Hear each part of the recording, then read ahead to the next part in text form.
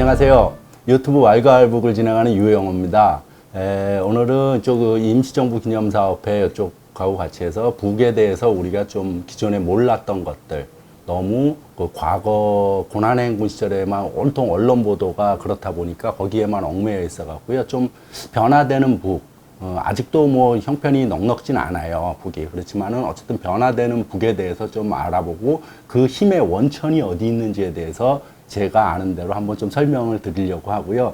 그 고난의 행군 시절이 뭐 어려웠다는 건 다 아시는데, 제가 이렇게 직접 거기 살아보진 않았기 때문에 그걸 아주 리얼하게 감동적으로 참 설명드리기가 너무 어렵고, 그래서 북한 영화를 조금 제가 편집을 했습니다. 편집을 해갖고 짤막짤막하게 고난의 행군에 관해서만 나오는 거고, 북한 영화의 특성상 거의 실제 한 어떤 원형 인물이라 그러나 사실에 근거해서 그거에 이제 허구를 좀 더 붙이고 이런 식으로 영화가 만들어져요. 대부분 인민 교양용이기 때문에 그래서 또 그 영화를 통해서 한번 그들이 고난의 행군을 어떻게 고생이라면 고생을 했고 또 그 고난의 행군을 어떻게 견뎌내고 했길래 지금의 북한의 변화 발전의 모습이 가능한가에 대해서 좀 이야기를 드리고 싶습니다. 그래서 제가 편집한 그 영화를 먼저 간단히 좀 시청하는 식으로 하겠습니다. 예.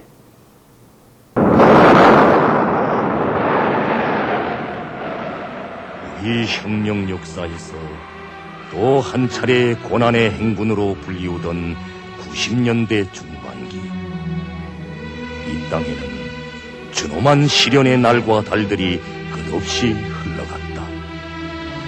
삶이냐 죽음이냐 하는 준엄한 대결장에서 위대한 용도자의 사상을 신장으로 받들고 혁명의 붉은 길을 끝까지 지켜낸 용쪽 우리 인민들 가운데는 잊지 못할 자강도 사람들도 있었다.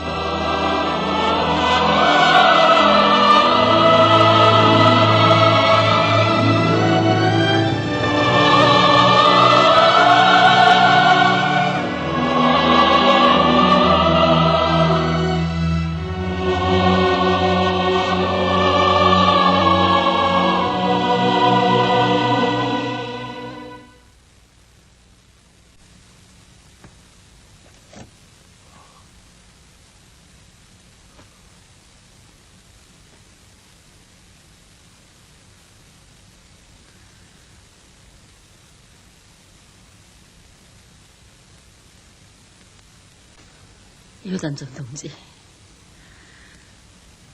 송화대대는 방금 품평의 준비를 다 끝냈습니다. 여단정 동지, 너무 이러지 마십시오. 붉은 길을 지키는 싸움인데 왜 희생이 없겠습니까?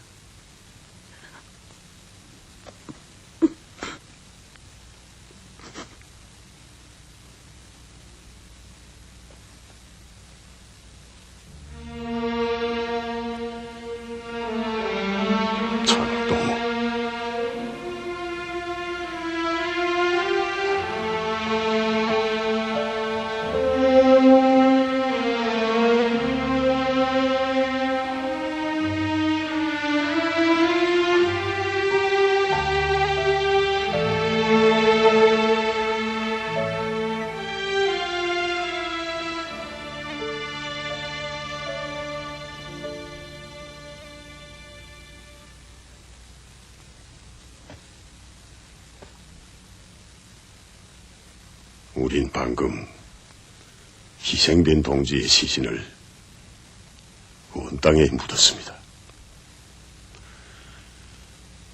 내일은 또 누가 우리 곁을 떠나게 될지 그것도 아직 모릅니다. 피눈물을 뿌리며 시작한 이 고난의 행군이 이처럼 가슴 아픈 희생을 가져오리라고 생각해 본 사람도 없었고, 음식이라고는 말할 수 없는 풀뿌리와 나무 껍질, 이 단덩어리를 먹으리라고 상상해 본 사람도 없었습니다. 하지만 왜 우리가 그 어느 사전에도 없는 대용식품이란 말을 웃음속에 불러야 하는지, 가슴속에 흐르는 피눈물을 삼키며 준엄한 이 길을 걸어야 하는지 그것만은 잘 알고 있습니다. 그건 바로 어버이 수령님의 한생이 어려있는 우리의 붉은기. 억천만 번 죽더라도 장군님 따라 휘날려야 할 혁명의 붉은기를 끝까지 지키기 위해서입니다. 먼 훗날 후대들은 우리가 수천 톤의 쌀보다 소중한 이 대용식품을 달게 먹으며 얼마나 준엄한 길을 걸어왔는가를 긍지 높이 추억할 것이며, 가는 길 험난에도 웃으며 가자는 배심을 가지고 위대한 장군님을 따라 끝까지 걸어온 우리 자강도 사람들을 영원히 잊지 않을 것입니다. 이 땅에 행복만 있지 않아 진물 우리는 시련도 괜찮야겠다.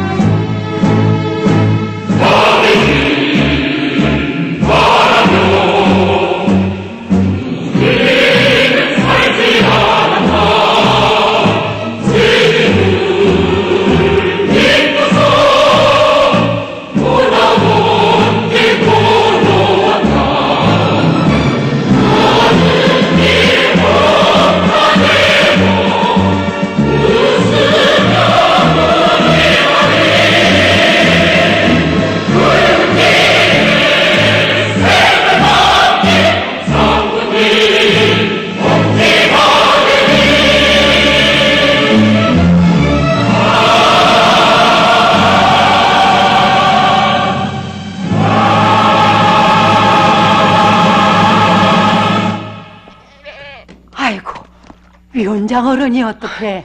새쌍둥이네 할머니. 이 집이 할머니네. 아니, 우리 셋째네 집이라 우리 밀디 애가 어딜 좀 가서. 차기사동문 집에 있습니까? 실험실에 문이 잠겼길래. 참, 그 공장이 오늘 총동원이 돼서 일찍이 화강석 광산으로 나갑디다. 뭐 화강석을 외국에 팔면은 우리 군이 먹고도 남을 게 나온다나요? 그래요. 아니, 왜 그러시오?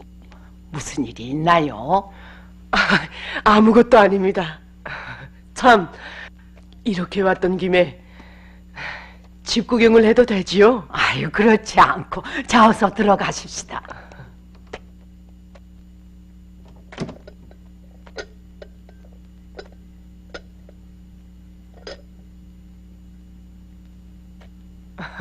뭘 이렇게 맛있게 구리십니까? 에휴, 이런 것까지야 뭘.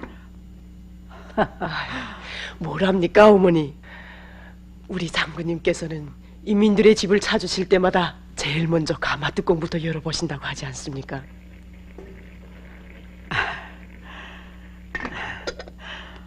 어머니, 요즘 살아나가기가 힘드시지요? 에이구, 뭐 일 없으다. 당에선 이 위원장에게 군내 주민들의 살림살이를 맡겨줬는데 절 많이 역해주십시오. 위원장, 너무 상심 마시오. 어머니, 제주장이요?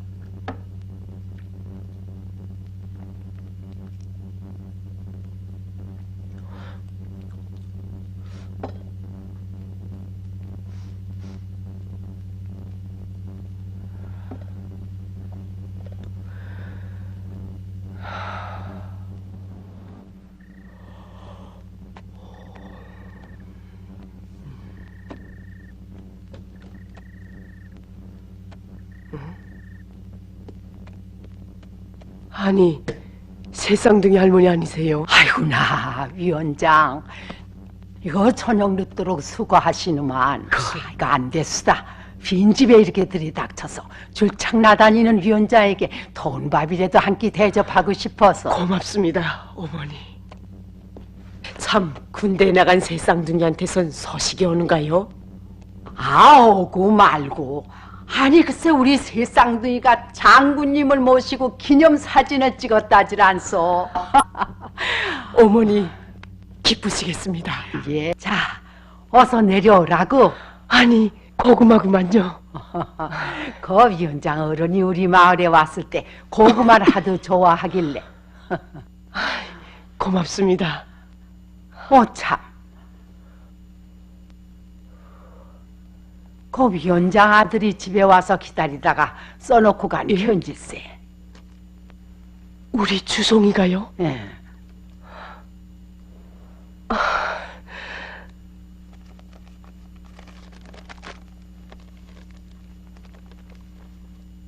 어머니, 표창 휴가를 받고 또 나온 몸이지만 우리 모두 평양 니문도로 건설에 휴가를 마치기로 하였습니다.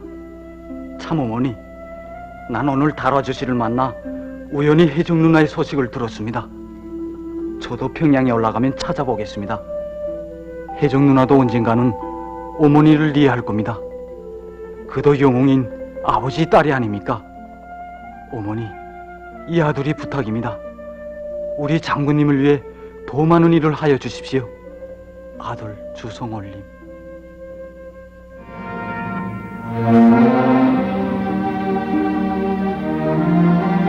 유례 없이 혹심한 자연재해와 제국주의자들의 악랄한 고리밥살 책동으로 하여 우리 인민이 겪고 있는 고난은 몇 해째 계속되고 있었다. 이 용화는 먼 훗날에 가서도 우리 군대와 인민의 추억 속에 남아있을 고난의 행군 시기에 있은 이야기들 중에서 그 일부를 그린 것이다.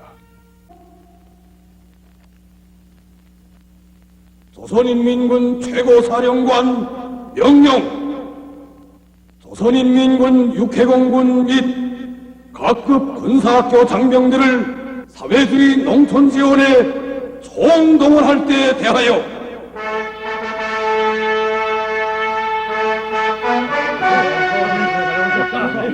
안되네, 빨리빨리요.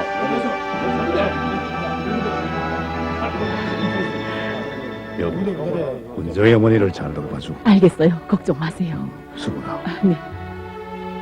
출발합시다. 알았습니다. 연대장 동지, 성건동무 왜 아직도 나지 않았어? 전례에 없는 새 전투명령이 아닙니까? 그러니 또 제대를 미루겠다는 건가? 안 돼. 연대장 동지, 부탁입니다. 제 나이 생각도 해야지. 노상 총각으로 늙을 수 없지 않나? 연대장 동지, 하지만 전 무조건 가야 합니다. 연대장 동지야 김나를 좋아하지 않지 않습니까?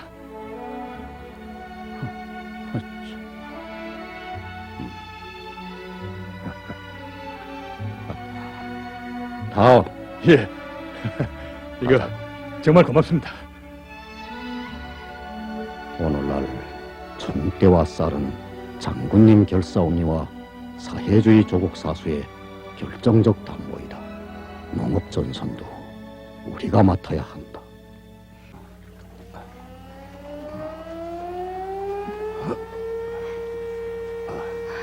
윤대장 동지, 점심시간입니다.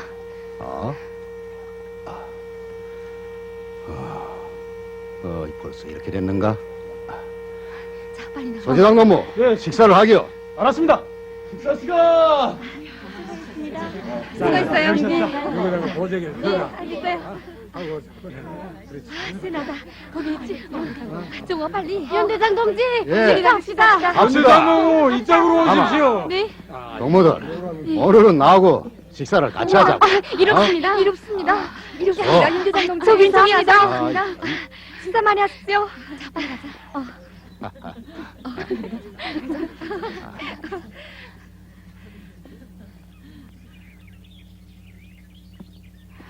정우가 빨리 와.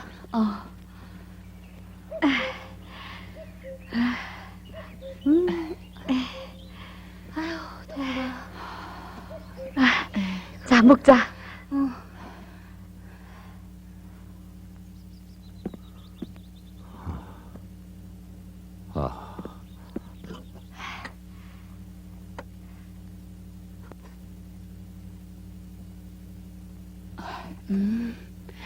오늘 아침에 내가 했는데 잘 안 삶아줬다, 야. 일 없어. 내 저하고 바꿔 먹자. 아, 됐어. 아, 바꿔 먹자는데. 야, 됐다는데. 먹으라.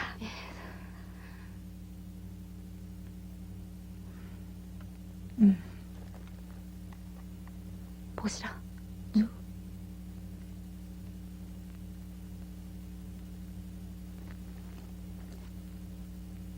정우가 이거하고 바꿔 먹자. 자, 아니 일 없어. 야, 옷을 바꾸자는데. 일 없다는데. 야, 복잡하다. 왔다 갔다 할겠니? 아니다, 섞어 먹자. 자.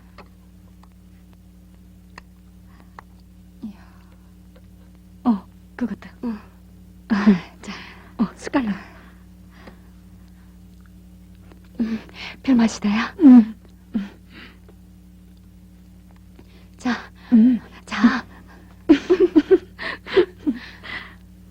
야, 군대 동무들은 밤낮 없이 힘들게 일하는데 식사나 제대로 할까? 그러게 말이야. 푹푹 먹으라. 자.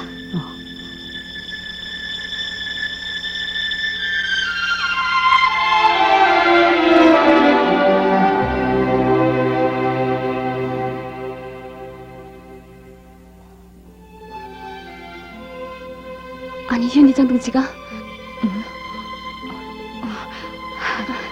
현대장 동지! 복수랑.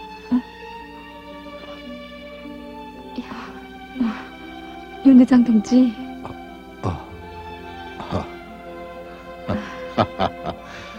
왜? 마저 식사들 하지 않고.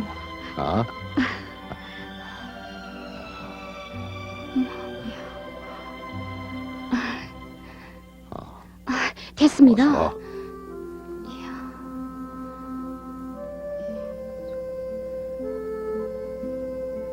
그래서 점심시간마다 자리를 떴구만. 아닙니다. 현대장 동지, 이렇습니다. 그래. 동강냉이 묘다를 놓고도 밝게 웃는 동무들을 보니 정말 농사를 잘해야 되겠다는 생각이 또 들어. 현대장 동지, 우린 풀죽을 먹어도 이롭고 강냉이를 씹어도 이롭습니다. 장군님만 계시면 우리도 꼭 잘 살게 된다고 생각하니 힘든 줄도 배고픈 줄도 모르겠습니다. 네, 그렇습니다.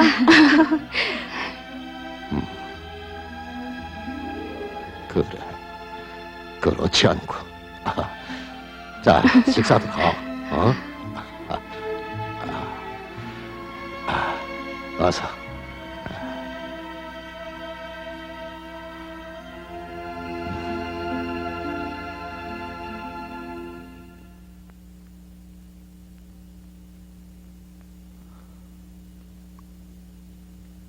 하루 삼시 먹는 밥이 목에 걸려 내려가지 않는군요. 그들이 배를 고르면서 보내준 군량미를 지금 우리가 먹고 있단 말입니다. 나도 봤습니다. 좀 알아보니 전령세대가 32세대나 됩니다. 장군님께서는 이번에 나가서 인민들과 생사고락을 같이 하라고 하셨는데 난 아직 멀었습니다. 그래서 이 문제를 놓고 연대장 동지와 좀 의논하자던 참입니다. 예. 다른 대대도 다 끝났겠지? 끝났습니다. 어떻습니까? 멋이 있습니다. 예. 삼호동. 예, 이젠 모이라고 하오. 알았습니다. 자, 변변치 않은 죽이지만 함께들 듭시다. 드십시오. 어서. 받으시죠. 자, 저쪽에. 아버님, 어서 좀 드십시오. 예. 왜 이러고 있나? 들라고. 자, 어서 듭시다. 왜 이렇게 보고들만 있습니까? 이현장 농무. 이현장 농무부터 들어야 다들 들 게 아닙니까? 관리원장 동무.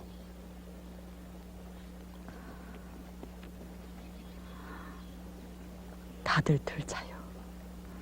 그리고 꼭 봉창해드리자요. 다시는 군대 동무들이 죽을 들지 않게 농사를 잘 짓자요.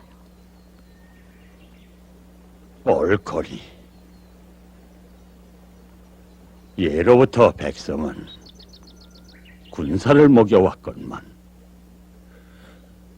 우리 장군님의 군대들은 제 손으로 농사를 지어서 우리 백성을 먹여주면서까지 나라를 지켜주고 있으니 세상에 이런 군대가 또 어디 있겠소. 여러분, 우리 훗날 옛날을 합시다.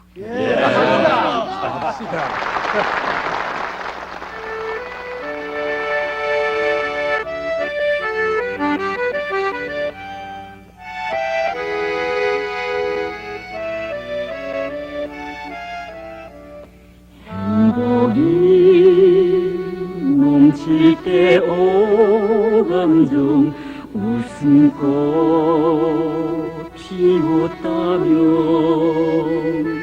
시련을 헤치며 나는 종 심장을 이어주네. 상군님 먹여주신 국민의 뜨거운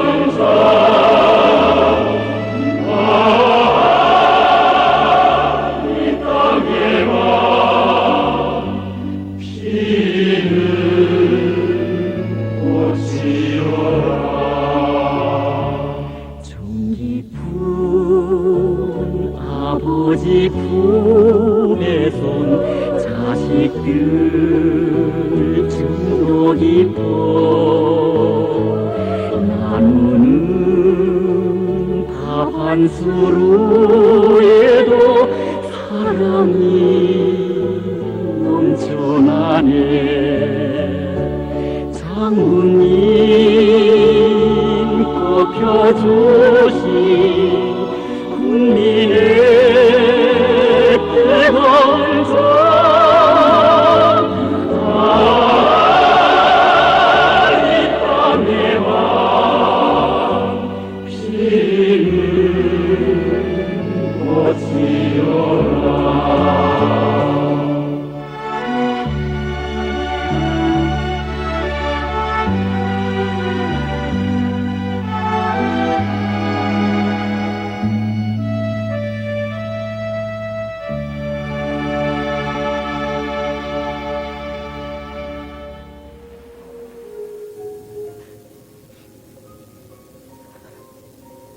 그만하오.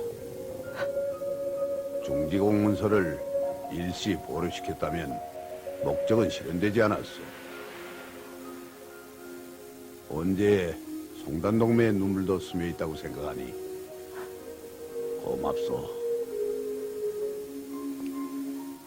이와 같이 우리나라에 대한 미제 고리밥살 작동이 무모한 단계에 이르고 혹심한 자연재해로 어려운 식량난이 계속되고 있지만 우리 민은 위대한 장군님의 선군용도에 기치하되 건한 행군길을 억척같이 열어가고 있습니다. 최후 승리는 우리의 것입니다. 우리 민은 그 어떤 풍파도 이겨내고 자기의 자주권과 존엄을 수호할 것이며 조선 사람의 본때를 세계 만방에 시위할 것입니다.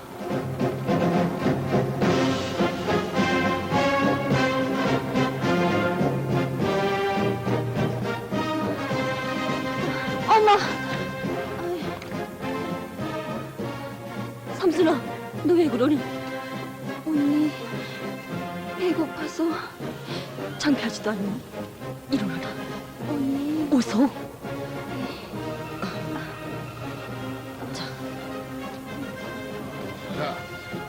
많이 담소. 좀 더. 황제동무랑 기술자들한테서 소식이 없어? 아직 시한탄이 쉽게야 해제되겠습니까?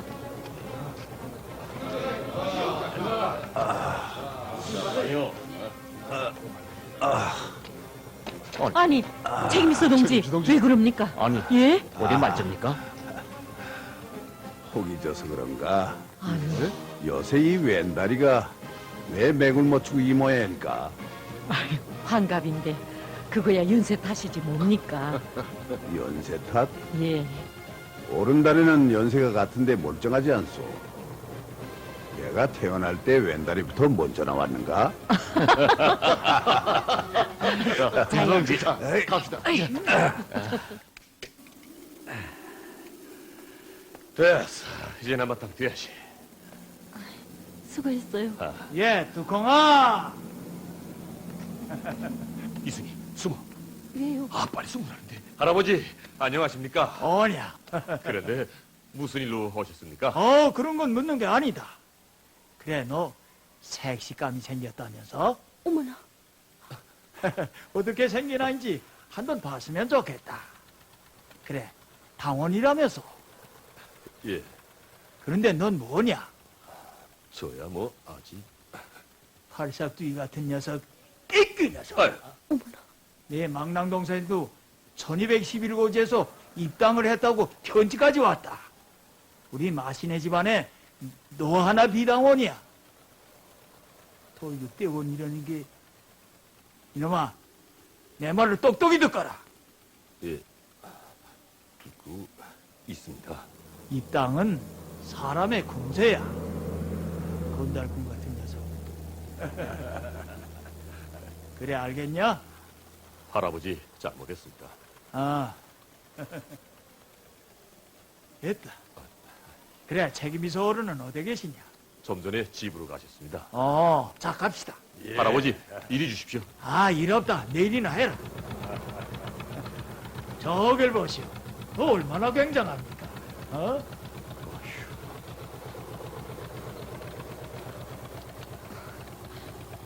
아프지 않아요? 우리 할아버지는 호랑이야, 호랑이. 자,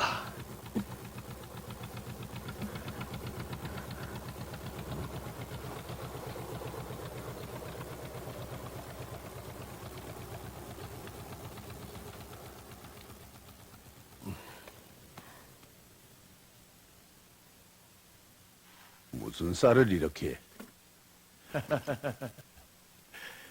책임이서 어른. 이건 내 80살 생일에 쓰자던 식량유예다. 예. 그 젊은 것들이 배고프고 일을 하자니 오죽하겠나요? 예, 책임이서 어른. 이거 적으나마 보태 써주십시오. 예? 예.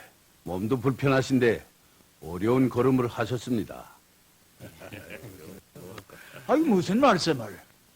책임이서 어른. 그 듣자니 공사에 대해서 뒷소리가 많다는데. 걱정 마십시오. 시비꾼들을 막아내면서 공격해야죠. 예, 마음이 놓입니다. 시작 속에 끝이 있다오. 공사가 어쩌고 저쩌고 해도 우린 이 공사가 꼭 완공되리라고 믿습니다. 이게 우리 장군님만 따르는 우리 정평 사람들의 마음인 줄 알아주시오. 노인님들 고맙습니다. 고맙습니다. 난 배불러요. 언니가 마저 먹으라요. 난 돌격대에서 실컷 먹었어. 어서 먹으라는데. 싫어요. 타격대에 바까마에 매물만 부글부글 끓고 있는 거 모르는 줄 알아요? 아, 빨리 먹으라는데. 싫어. 언니 뭐야? 먹는 척하기만 하고 그러다 창자가 말라 죽자고 그래. 안 먹어. 아야. 언니는 안 죽어. 허기지면 꼼짝도 못하는 주제. 먹지 않겠으면 질통치고 주저앉지 말란 말이야.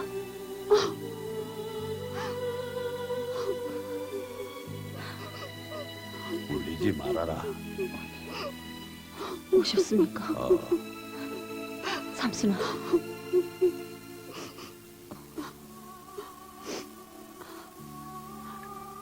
어서 먹어라. 자, 네가 배부르면 언닌 배고픈 줄 모른다. 자, 어서. 옳지.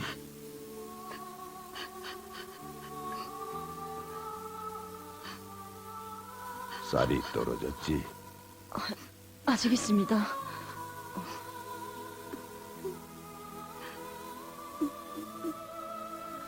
책임서 동지, 너무 걱정 마십시오.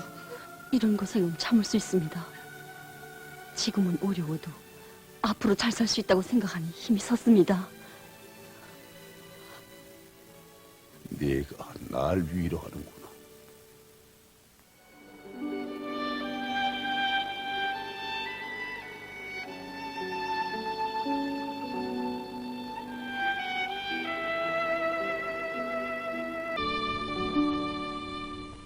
미소동지, 집에 있는 동무의 어머니가 연세가 많은 걸 고려해서 부엌을 이렇게 넓혔습니다.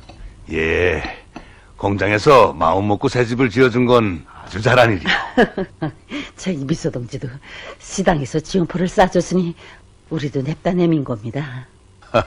인순동무가 아이들을 데려다 키운 지도 10년 세월이 지났구만. 그 애들 중 마지가 결혼식을 합니다. 맞이라면 미용화가요? 예.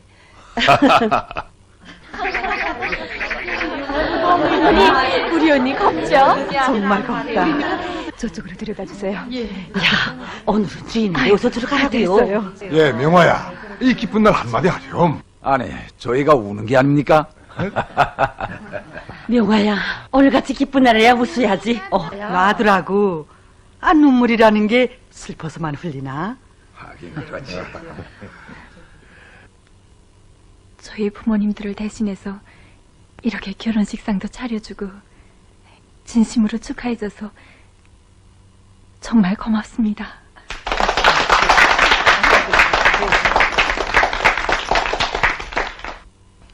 이렇게 큰 상을 받고 보니 돌아가신 어머니 생각이 납니다.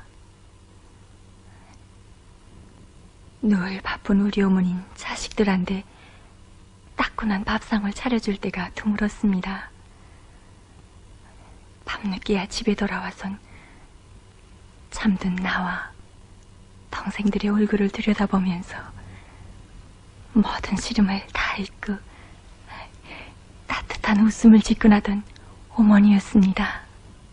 전 어머니가 돌아가신 다음에 어머니의 따뜻한 그 눈빛이 우리들에게 얼마나 소중한 것인가 알게 됐습니다.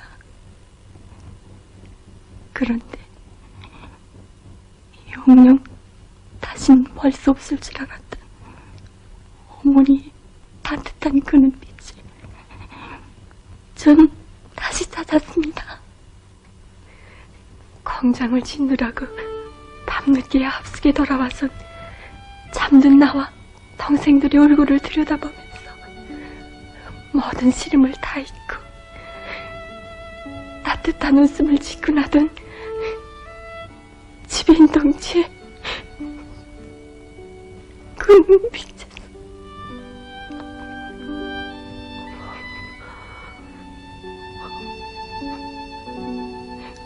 언제부터 불러보고 싶었어요. 어머니, 어머니, 엄마,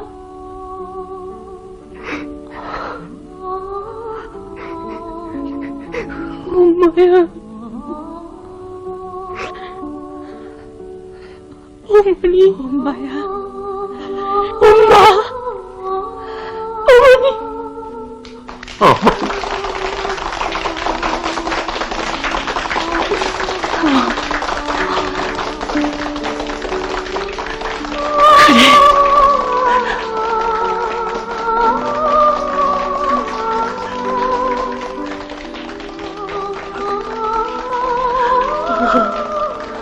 난 너희들에게 어머니의 사랑을 다 바치지 못했다. 자, 오늘부터 이 집은 너희 부부의 집이다. 삼형제가 함께 살아라. 아, 이 집이야. 지배인 동무와 윤려한 어머니를 위해서 우리 정부들이 품을 들여 지은 집인데, 원 세상에 지배인 동무 건설대로 안 되네. 아, 이거 하룻밤 자고 나면 깜짝깜짝 놀라는 일만 벌어지니. 근데 이 집까지 내놓고 나면 우리 집에 놈한테는 뭐가 남는 게 있겠어? 아니, 그건 모르고 하는 소리우다. 아, 남들은 생각지도 못하는 군 공장 압숙을 통째로 쓰고 살지. 또 남들은 꿈도 못 꾸는 저 숱한 애들을 친자식으로 거느렸지. 아, 세상에 이보다 더 큰 부자가 또 어디 있겠어. 아, 차김기설 어머가 갑자기 벙어리가 된 모양이구만. 우리 집에 있는 누굴 닮았는가 했더니 신통이도 어머니를 닮았구만요. 에이구, 아, 딸이 애미를 닮지 않으면 누굴 닮겠어. 예!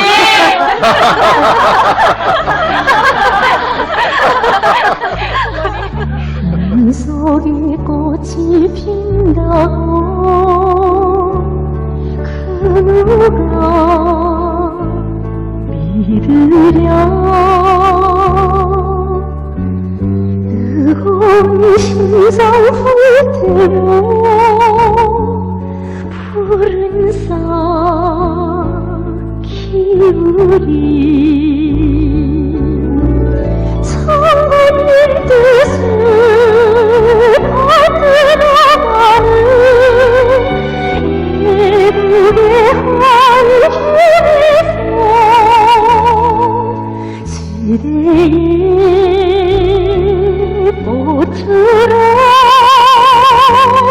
내 한생 빛내리. 장군님 뜻을 받들어가는 애국의 한길에서 지대의 꽃으로 내 한생 빛내리. 위대한 용도자 김성일 동지께서는 오보이 수령님에 대한 충성의 한 마음을 심장에 간직하고 사회와 집단, 조국과 인민을 위한 헌신의 길에서 자신의 행복을 찾으며 수령님의 유후를 관철하는 그 길에 자기의 모든 것을 깡그리 바쳐온 방사공장 지배인 동무야말로 숭고한 도덕관과 혁명적 의리를 지닌 우리 시대의 참다운 인격의 소유자, 선군시대의 꽃이라는 고귀한 칭호를 안겨주셨습니다. 책임비서 동지, 예, 어머니. 우리 장군님의 이 크나큰 운에 무엇으로 다 보답합니까? 어머니, 위대한 장군님께서는 우리 만포시를 떠나시면서 지배인 동무에 대한 말씀을 또다시 주셨습니다. 장군님께서는 공장을 돌아볼 때 지배인이 데려다 키운 처녀 기대공 애들이 머리에 고무줄을 매였던데, 모든 것이 부족하고 어려운 시기에 살림집도 없이 합숙에서 살면서 한두 명도 아니고 그 많은 부모 없는 아이들을 데려다 키운 지배인 동무의 마음이 어떠했겠는가고 하시면서 우리가 몰입인침을 보내주자고 보내되 합숙에서 사는 처녀 애들이 서로 삭갈리지 않게 색깔별로, 종류별로 세상에서 제일 멋진 코스모스 보석 빈침을 보내주자고 말씀하셨습니다. 그러시면서 보석 빈침을 지배인이 어머니의 자격으로 딸들에게 채워주게 하라고 간곡히 당부하셨습니다.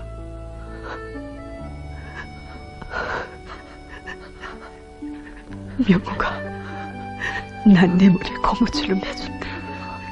그래도 엄마 구실을 했다고 생각했는데 그 고무줄이 아버지 장군님의 마음 그토록 아프게 할 줄은 정말 몰랐구나. 어머나.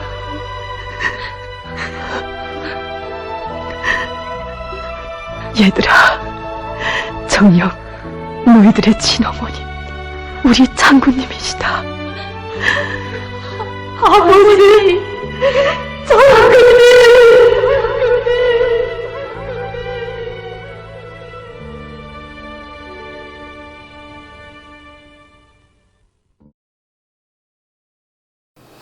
예, 지금 영화에서 보셨듯이 참 힘들었죠. 영화에서 보면 실제 그 영화 속에서 그 장면 안 나오지만은 그건 이제 앞부분에 잘려졌지만 실제 영화 속에서조차 굶어 죽는 사람이 있을 정도예요.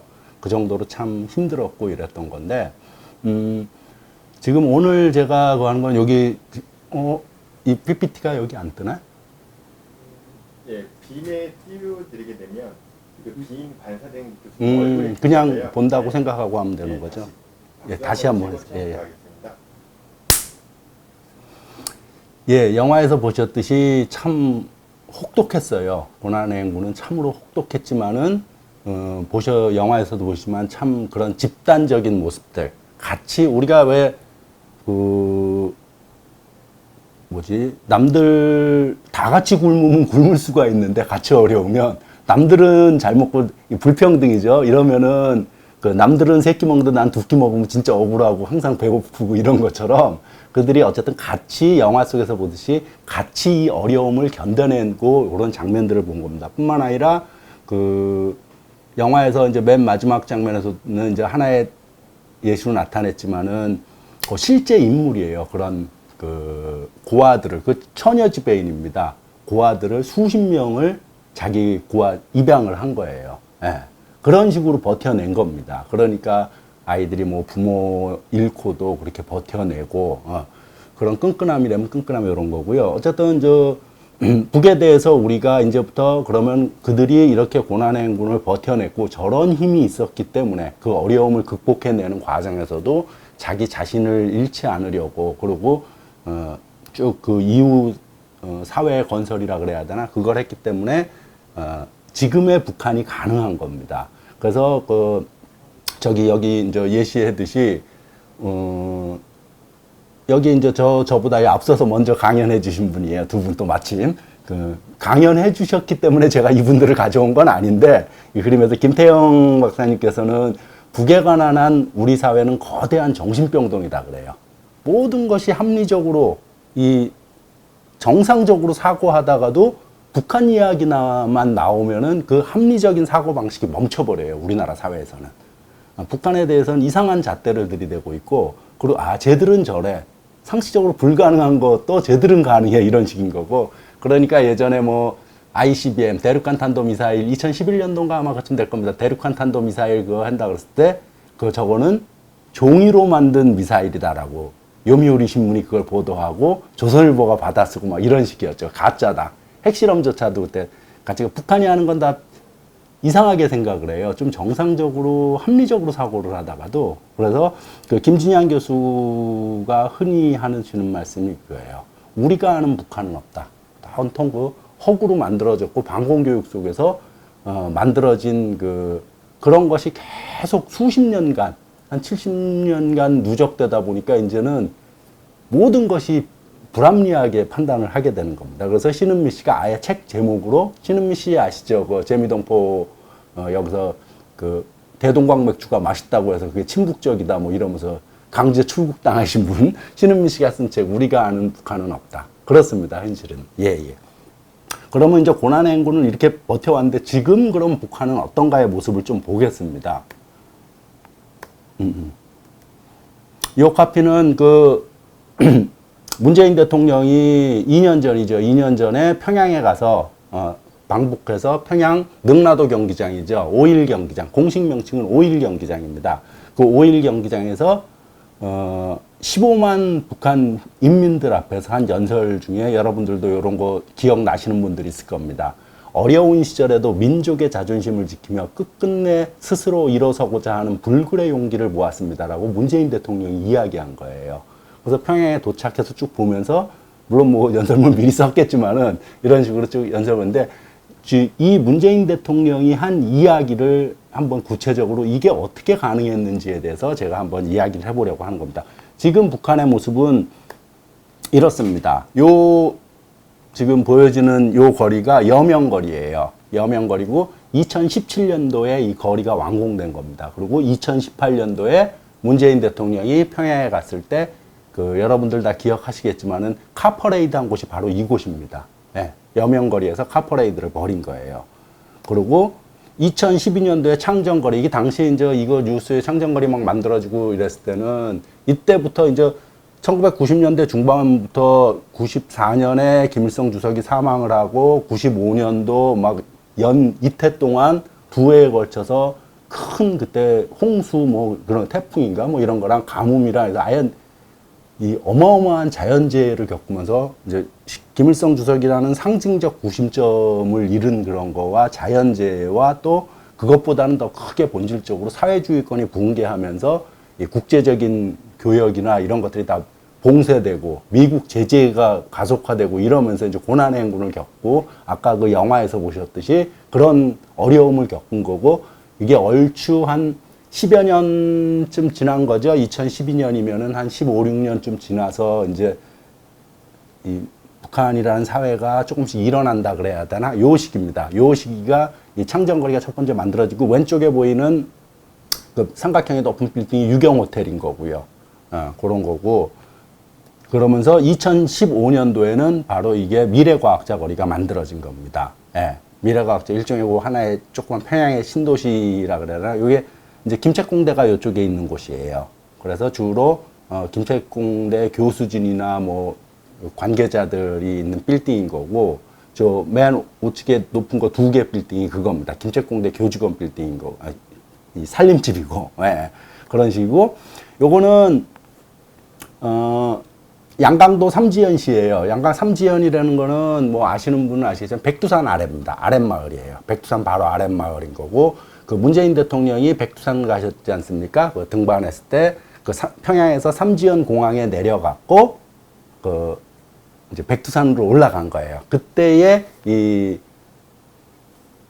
삼지연시를 지나가지는 않았을 거예요. 그 옆으로 그냥 바로 백두산으로 올라갔을 텐데 그 삼지연 공항에서 어쨌든 그 삼지연 공항 바로 옆에 있는 그 삼지연시인데 뭐 보시면 뭐 거기 워낙 추운 데니까 이 삼지연이 예를 들면 이제 진짜 통일되면은 우리나라 땅이 그렇게 조그마지가 않아요. 결코 보면은 작다 우리가 의식적으로 그렇게 생각을 해서 그런데 한여름에도 여기는 한 18도 뭐 한 20도 이렇게밖에 안 돼요. 한여름에도. 그래서 여름에는 오히려 저 뭐라 그러냐 통일되고 이제 남북 그 왕래가 자유로워지면은 한여름에는 이런 데 가서 쉬면 되는 거고 겨울에는 북한 사람들이 제주도 오면 좋고 참 좋은 거예요. 어쨌든 이런 곳인데 삼지연시가 되게 보면은 요 사진 속에 보면 참 아름답잖아요. 그리고 이 사진에 다 담질 못해서 그러는데 여기 옆에 스키장 슬로프도 있고 그런 곳입니다. 어쨌든 이렇게 지금 최근 몇 년 사이에 급속도로 변화 발전을 하고 있습니다. 예. 북한이 어느 정도 경제력을 회복하면서 그러니까 미국의 제재 속에서도 이것이 이제 가능해지고 있는 거고요. 이것이 바로 북한에서 제일 핫한 곳입니다. 원산 갈마반도예요. 갈마반도 그러면 잘 모르지만 우리한테 명사심리라 그러면 대부분 아실 겁니다. 명사심리 그 바다입니다. 이게 명사심리 바다고 지금 건설이 한참 되고 있는 곳인데 우리는 사람들이 뭐 보통 저 북한에 대해서 얘기하면은 뭐 여긴 괜찮다 그러면 저 평양만 그래, 평양만 그래, 평양 사람만 특권층이야 뭐 이런 식으로 그러는데 사실 지금 그 북한에 많이 가보신 분들이 여러분들 이야기를 들어보면 특히 요즘 최근에 그 통일TV 만들고 그 뭐라 그러지 남북 그 북한에 무척 자주 가시는 분이 계세요. 진청규 기자 그분 말 들어보면은 사람들은 아까 그 사진에서 보였듯이 평양 뭐 여명거리, 미래과학자 거리, 뭐 창전거리 이러면서 평양이 뭐 변하고 있다 그러는데 천지개벽됐다 그러는데 천지개벽된 곳은 평양이 아니라 원산이 훨씬 더 편지개벽되고 있는 곳입니다. 그래서 김정일 위원장이 원산도 자주 가고 요즘 막 그러잖아요. 그러니까 이따 말씀드렸지만 원산을 중심으로 해서 거대한 그 세계적 관광지를 꾸리고 있는 겁니다. 이 원산 이게 갈마반도고요. 이게 조감도입니다. 원산 갈마반도 조감도고 예, 요게 계속 이렇게 변하고 있는 겁니다. 지금. 요건 지도로 제가 좀 간단히 설명을 드리려고 가져온 건데 임진강과 북한강이 이렇게 있는 여기서 북강원도예요. 밑에 그 빨간 점선이 휴전선인 거고 그 위에 북강원도인데 여기 꽉 채우질 못했는데 이 화면 위쪽에는 원산 좀 전에 본 원산 갈마반도 원산이 있는 곳입니다. 그래서 뭐 여기서는 그냥 동그랗게 표시가 돼 갖고 그 정확한 크기를 이 피부로 좀 못 느낄 텐데 어쨌든 그 원산이 있고 원산고 밑에 지난번 우리가 평창 동계올림픽 때 남북 같이 개최하자 문재인 대통령이 막 이러면서 사실 스키 쪽을 마식령 스키장 하려고 그랬어요. 마식령 스키장이 엄청 최근에 지은 거고 그거 한 곳입니다. 마식령 스키장이 있고 고산 과수농장. 우리는 그냥 과수농장 그러면은 이 조그맣게 이렇게 그냥 조그만 농장 생각하는데 그 정도가 아닙니다. 여기로 따지면은 굳이 말하면 한 개 군 단위, 시 단위가 통으로 다 농장이에요. 얘들은 뭐 사회주의 국가다 보니까 다 그렇게 규모가 커요. 그 아래 보면은 세포등판이라고 있지 않습니까? 세포등판이 어느 정도 규모가 되는 곳이냐면은 1억 5천만 평입니다. 1억 5천만 평이면 그러면 잘 감이 안 잡혀요. 근데 남한에서 제일 큰 목장이 대관령 목장이지 않습니까? 대관령 삼양목장, 삼양목장의 50배입니다. 전 세계에서 가장 큰 목장이에요. 이 세포등판이. 그래갖고 세포등판은 강원도 세포군, 무슨 금강군인가 해서 이 세 개 군에 걸쳐 있는 건데, 이름을 그냥 세포군에 제일 많아서 그런지 세포등판인데, 이 세포등판이라는 것은 하늘도 땅도 사람도 포기한 곳이다. 그래서 세포군입니다. 예. 그렇게 황무지였던 곳이에요. 하늘도 땅도 사람도 포기할 만큼 그런 황무지를 2000 몇 년도인가 3년 만에 이 개발을 한 겁니다. 전민이 들러붙어서 이 3년 만에 개발을 해갖고 세포등판가, 여기 세포등판 금강산이야 뭐 애시당초 우리도 잘 아는 유명한 관광지고, 금강산, 세포등판, 마식령 스키장, 아까 원산 갈마반도 그 일대 뭐 이렇게 하면서 북강원도 자체를 세계적인 관광지로 꾸미고 있는 겁니다, 지금. 그렇기 때문에 아마 남쪽에서 이런 일이 벌어진다고 하면 모든 부동산 이 자금들이 다 일로 쏠렸을 거라고 상상을 해볼 정도로 아주 핫하게 변하고 있는 곳입니다, 여기가. 이렇게 변화 발전이 가능했던 건 지도상에 있듯이 이렇게 발전소들을 엄청 많이 지었어요, 발전소들을. 그리고 이 지도상의 맨 아래 보면은 임남댐이라고 있지 않습니까? 임남댐. 요게 우리가 아는 금강산댐입니다. 1986년도 전두환 정권 당시에 금강산으로 수공작전을 벌인다 뭐 했던 게 바로 이거예요.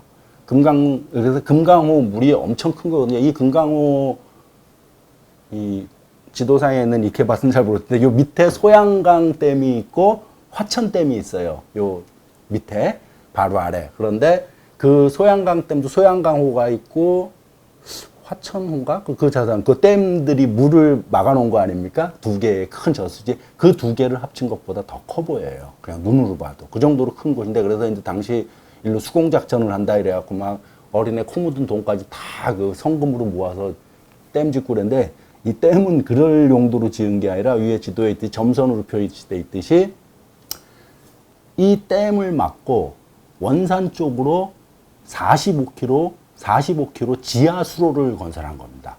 물을 북쪽으로 돌려서 거기서 낙차를 크게 해갖고 발전량을 일으키려고. 발전소는 그래서 안변청년 발전소로 물기를 돌려서, 그러니까 우리를 따지면 우리 표현으로 하면 유역변경식 발전소라 그러죠. 섬진강의 7보 수력 발전소가 아마 그럴 겁니다. 그렇지, 그런 목적으로 했던 거. 이런 식으로 지금 이 강원도 일대의 발전을 위해서 지금 온통 개발을 위해서 발전소들을 이렇게 엄청 지어 놓은 것입니다. 그런 거고, 또 얼마 전에 여기 비가 엄청 많이 왔잖아요. 많이 오면서 지금 남북 관계가 완전히 단절되면서 남북 연락사무소도 북에서 폭파해버리고 이러면서 임진강에 있는 환강댐, 여기 지도 속에 있는 왼쪽 아래에 있는 환강댐의 물을, 거기도 물이 많이 차니까 걔들도 홍수가 나니까 물을 개방할 거 아닙니까? 수문을 열어서 수문 여는데 남쪽에 통보 안 해줘갖고 뭐 이렇게 피해를 입었느니 뭐 이렇고, 예전에도 한번 익사 사고도 있었고 이런 적이 있었습니다. 근데 사실 이 환강댐 역시도 남쪽의 수공작전용이 아니라 여기 지도 속에 있지만은 점선으로 표시되었고 물길을 만들어 놨어요. 그래서 황해도 쪽으로 물길을 돌린 겁니다. 거기 논농사나 뭐 이런 것들 때문에. 그래서 이런 거고요. 어쨌든 강원도가 이렇게 크게 발전하고 있다는 이런 겁니다. 그러면 이 근본적으로 지금 이렇게 변화했는데 아까 영화에서 보는 거 보면은 북한이 무척 어려운 고난의 행군을 겪고 이렇게 힘들었는데 지금 또 사진을 보면 완전 천지개벽하고 있지 않습니까? 그럼 이런 것들이 어떻게 설명을 해줘야 되나라는 겁니다. 과연 어떠한 힘이 있길래 얘들은 저렇게 거의 뭐 굶어 죽고 난리를 폈는데 쉽게 말하면 어마어마한 고통 속에서도 그걸 어떻게 이겨내고 했는가를 좀 이건 뭐 제 견해에 불과해요. 제가 본 하나의 예를 들면 사람이 하나를 보면 열을 한다 그러듯이 요 하나를 보고 아 얘들이 이렇게 집단적으로 단결하고 이런 어려움을 극복하고 지금 건설을 하고 있겠구나 요런 겁니다. 요 사진은 요즘 구글어스로 보면 다 찾을 수가 있어요. 구글어스에서는 요 이름이 뭘로 찾을 수 있냐면 평양양로원이라고 검색을 하면은 구글어스에서 평양양로원이 있고 그 바로 옆에 있는 건물입니다. 요게 오른쪽에 평양양로원이 있고 왼쪽에 그 평양애육원 육아원이 있는데 여기 위치는 어디 정도냐면은 아까 그 문재인 대통령이 능라도 경기장에서 5일 경기장에서 연설한 능라도 경기장 그 대동강 건너편쯤 돼요. 건너편에서 약간 옆인데 어쨌든 그 근처입니다. 거기에 있는 건데 이게 2014년도에 건설된 겁니다. 2014년도에 애육원과 육아원 요게 뭐냐면 우리는 안 쓰는 표현인데 쉬운 말로 고아원이에요. 평양 고아원이란 뜻입니다. 육아원은 4살까지를 육아원 4살까지의 고아들이 머무는 곳이 육아원이고 거기 키우는 곳이 4살부터 보통 일반 아이들이 유치원 갈 나이 있죠. 걔들은 이제 4살부터 유치원을 가거든요. 그러니까 거기부터 5, 6세가 되겠죠. 4살까지는 육아원에 있다가 그 5, 6세들은 애육원을 갑니다. 그래서 여기 붙어 있는 건데 육아원과 애육원, 고아원이에요. 평양 고아원. 요 뭐 내부 사진들을 뭐 검색해 보면 많이 나와요. 내부 사진은. 그리고 요게 이제 고아원 식사 애들 모습입니다. 식사해 주는 모습이에요. 식단을 어떻게 꾸미는가 이런 거고. 요거는 제가 좀 전에 말씀드린 바로 옆에 있는 평양 양로원입니다. 양로원이고 노인들은 뭐 여기도 마찬가지지만은 이 한옥집을 좋아하잖아요. 네? 한옥으로 이렇게 우리 이제 한옥이라고 거기서는 아마 북에선 조선옥이라고 그러나 모르겠네 표현을 합각 지붕이라 그러죠. 요거를 이렇게 된 거 어쨌든 이 한옥 지붕으로 돼 있고 이런 식의 모양을 좋아하기 때문에 어쨌든 양로원은 이렇게 지은 겁니다. 북한에서 양로원은 65세 이상이 양로원에 가야 할 자격이 있어요. 그리고 아무나 가지를 못합니다. 자식이 없어야 가요. 북한에서는 자식 있는 사람은 당연히 자식이 모시는 거기 때문에 그리고 당연히 여기도 무상이에요. 북한은 돈 받는 그런 개념이 아니니까 양로원인데 그럼 사람들이 여기도 예를 들면 요게 양로원의 내부에 할머니들 방에 이런 건데 많은 사람들이 그래요. 진짜 평양이니까 그렇지 평양만 저렇지 뭐 이러는데 그렇지 않습니다. 요게 일단 그렇지 않다는 건 제가 좀 이따 드리고 요게 제가 참 신선하다고 생각한 거예요. 좀 전에 보여드린 평양의 고아원하고 양로원이 바로 옆에 붙어 있어요. 이렇게. 근데 양로원들은 제가 말씀드렸잖아요. 자식이 없는 사람들이 가는 곳이라고. 이 고아원들은 부모가 없는 애들 아니에요. 참 이 정도는 대단한 누가 이 설계를 했는지 모르겠지만 대단한 것 같아요. 이런 생각을 했다는 것 자체가. 자, 그 다음 보여준 건 원산인데 아까 원산이 제일 핫하게 변한다 그랬잖아요. 천지개벽을 했다고 원산은 완전히. 원산의 고아원입니다. 이게 육아원, 애육원. 고아원인데 이거 2015년도에 지은 거예요. 그러니까 북한은 사회주의 국가이기 때문에 집단적이고 중앙 집중적이기 때문에 원산에 이 두 개의 건물이 크게 2개 있는데 애육원과 육아원 요 2개 건물을 모범이라 그래야 되나 원형식으로 한 겁니다. 그래갖고 전국에 이렇게 져버려요. 네, 전국을. 그것도 구글어스로 여러분들이 확인할 수가 있어요. 사실은 이제 뭐 세상이 많이 좋아져갖고 요건 제가 이제 사리원이 어디쯤이냐면은 개성 위에입니다. 개성에서 평양 가는 길에 있는 거예요. 그 사이쯤에 있는 건데 개성과 평양 사이쯤에 있는 건데 사리원시의 구글어스로 본 그리고 요 우측에 사진은 여기 사진이 있더라고요. 인터넷에. 아까 이 사리원 고아원, 쉽게 그냥 고아원이라고 표현을 할게요. 여기 표현대로. 사리원 고아원하고 원산 고아원하고 똑같죠. 모양 설계가 보면은. 그렇고 요 하늘에서 보듯이 이렇게 원형 세 개로 이렇게 원통 건물로 세 개 이렇게 삼각 트라이앵글로 이렇게 만들어진 거고 옆에 육아원이 있고 요런 겁니다. 이게 아까 원산시에서의 모범형으로 만들어 지은 거고 요게 좋다라고 판단을 했겠죠, 정책적으로. 해서 요 설계대로 전국에 짓습니다. 이게 사리원이고 이거는 아까 그 원산을 구글어스로 본 거예요. 보세요. 자, 신은 원산, 사리원 똑같잖아요. 물론 이제 약간 달라요. 근데 그 지역에 맞게 또 약간의 설계 변경이 있겠지만은 기본적인 틀이 똑같다는 거예요. 원산시 애육원이고 이게 신의주 애육원입니다. 신의주 애육원과 육아원. 그러니까 다 구글어스로 다 있는 거예요. 이게 강계시는 자강도입니다. 백두산 있는 쪽에 압록강변 쪽. 강계시 거의 이런 식으로 거의 똑같은 식으로 짓는다는 거예요. 제가 이거를 구글어스에 찾아서 이야기해 드리는 이유는 거기도 사람 사는 세외고 인간 사는 세외랑 사실 기본은 어떻게 차별이라 그래야 되나 그게 없겠어요. 있을 수 있죠. 예? 거기도 차별이 있을 수 있는 거고 어딘 좀 더 시설이 더 좋을 수도 있고 평양 더 좋을 수도 있고 있지만 기본적으로 그러니까 지방에 있다고 해서 이렇게 너무 격차가 크지 않다는 거를 전 지금 이야기해 드리려고. 좀 전에 보면 그 애육원, 육아원들 짓는 거를 같은 형태로 짓는 거 아니에요. 똑같이. 전 시골에도 쉬운 말로 시골 지방에도 여기 말로 하면 이런 식으로 하고 있다는 거고요. 이 애육원이 고아원이라 그랬잖아요. 애들 고아원인데 그러니까 북에서는 이제 아까 자식들은 아까 65세 이상 노인들의 자식이 있는 사람들은 양로원 못 간다 그랬잖아요. 예? 자격이 안 된다고. 자식이 당연히 모셔야 되는 게 그 문화인 거고 또 안 모시면은 이 마을에서 이 손가락질 당하고 이러기 때문에 문화가 그냥 자연스럽게 여기도 옛날엔 다 그랬잖아요. 남쪽도 다 장남이 모시는 거고 이런 식으로 자연스럽게 그리고 뭐 그 집 맏며느리도 당연하게 여기는 거고 시부모 모시는 거를 그랬듯이 이제 그러다가 이제 여기는 너무 이제 산업화되고 먹고 살기 힘들어지고 막 특히 신자유주의가 몰아치면서 이제 다 맞벌이 해야 되고 그러니까 이제 거의 지금 뭐 부모를 모시면은 그 시부모 모시면 마치 그 좀 대단한 것처럼 이렇게 되지만은 거기는 아직도 그 우리 옛날 모습이 많이 남아 있어갖고 어쨌든 그래요. 그러니까 고아 역시 부모가 있으면 고아래 아이들 역시 부모가 있으면 당연히 부모가 그건 뭐 여기도 마찬가지지만 부모가 있지만 고아는 국가에서 책임진다는 차원에서 이렇게 쭉 짓고 있는 건데요.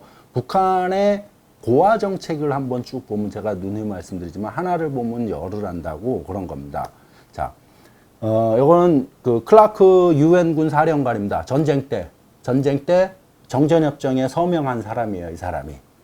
북한에 투하된 폭탄은 한국전쟁 때 북한에 미군이 쏟아부은 폭탄 63만 5천 톤이에요. 이게 어느 정도 규모냐면은 미군이 2차 대전 때 쏟아부은 포탄보다 더 많아요. 그러니까 북한은 완전히 초토화돼 버렸습니다. 당시. 그래서 클라크가 전쟁이 끝나고 미 의회에서 이런 말을 해요. 북한은 초토화돼서 석기 시대로 돌아갔다. 다시 문명사회가 되려면 100년은 걸릴 거다라고 한 거예요. 이게 유명한 말입니다. 그 정도로 북한은 완전히 초토화됐어요.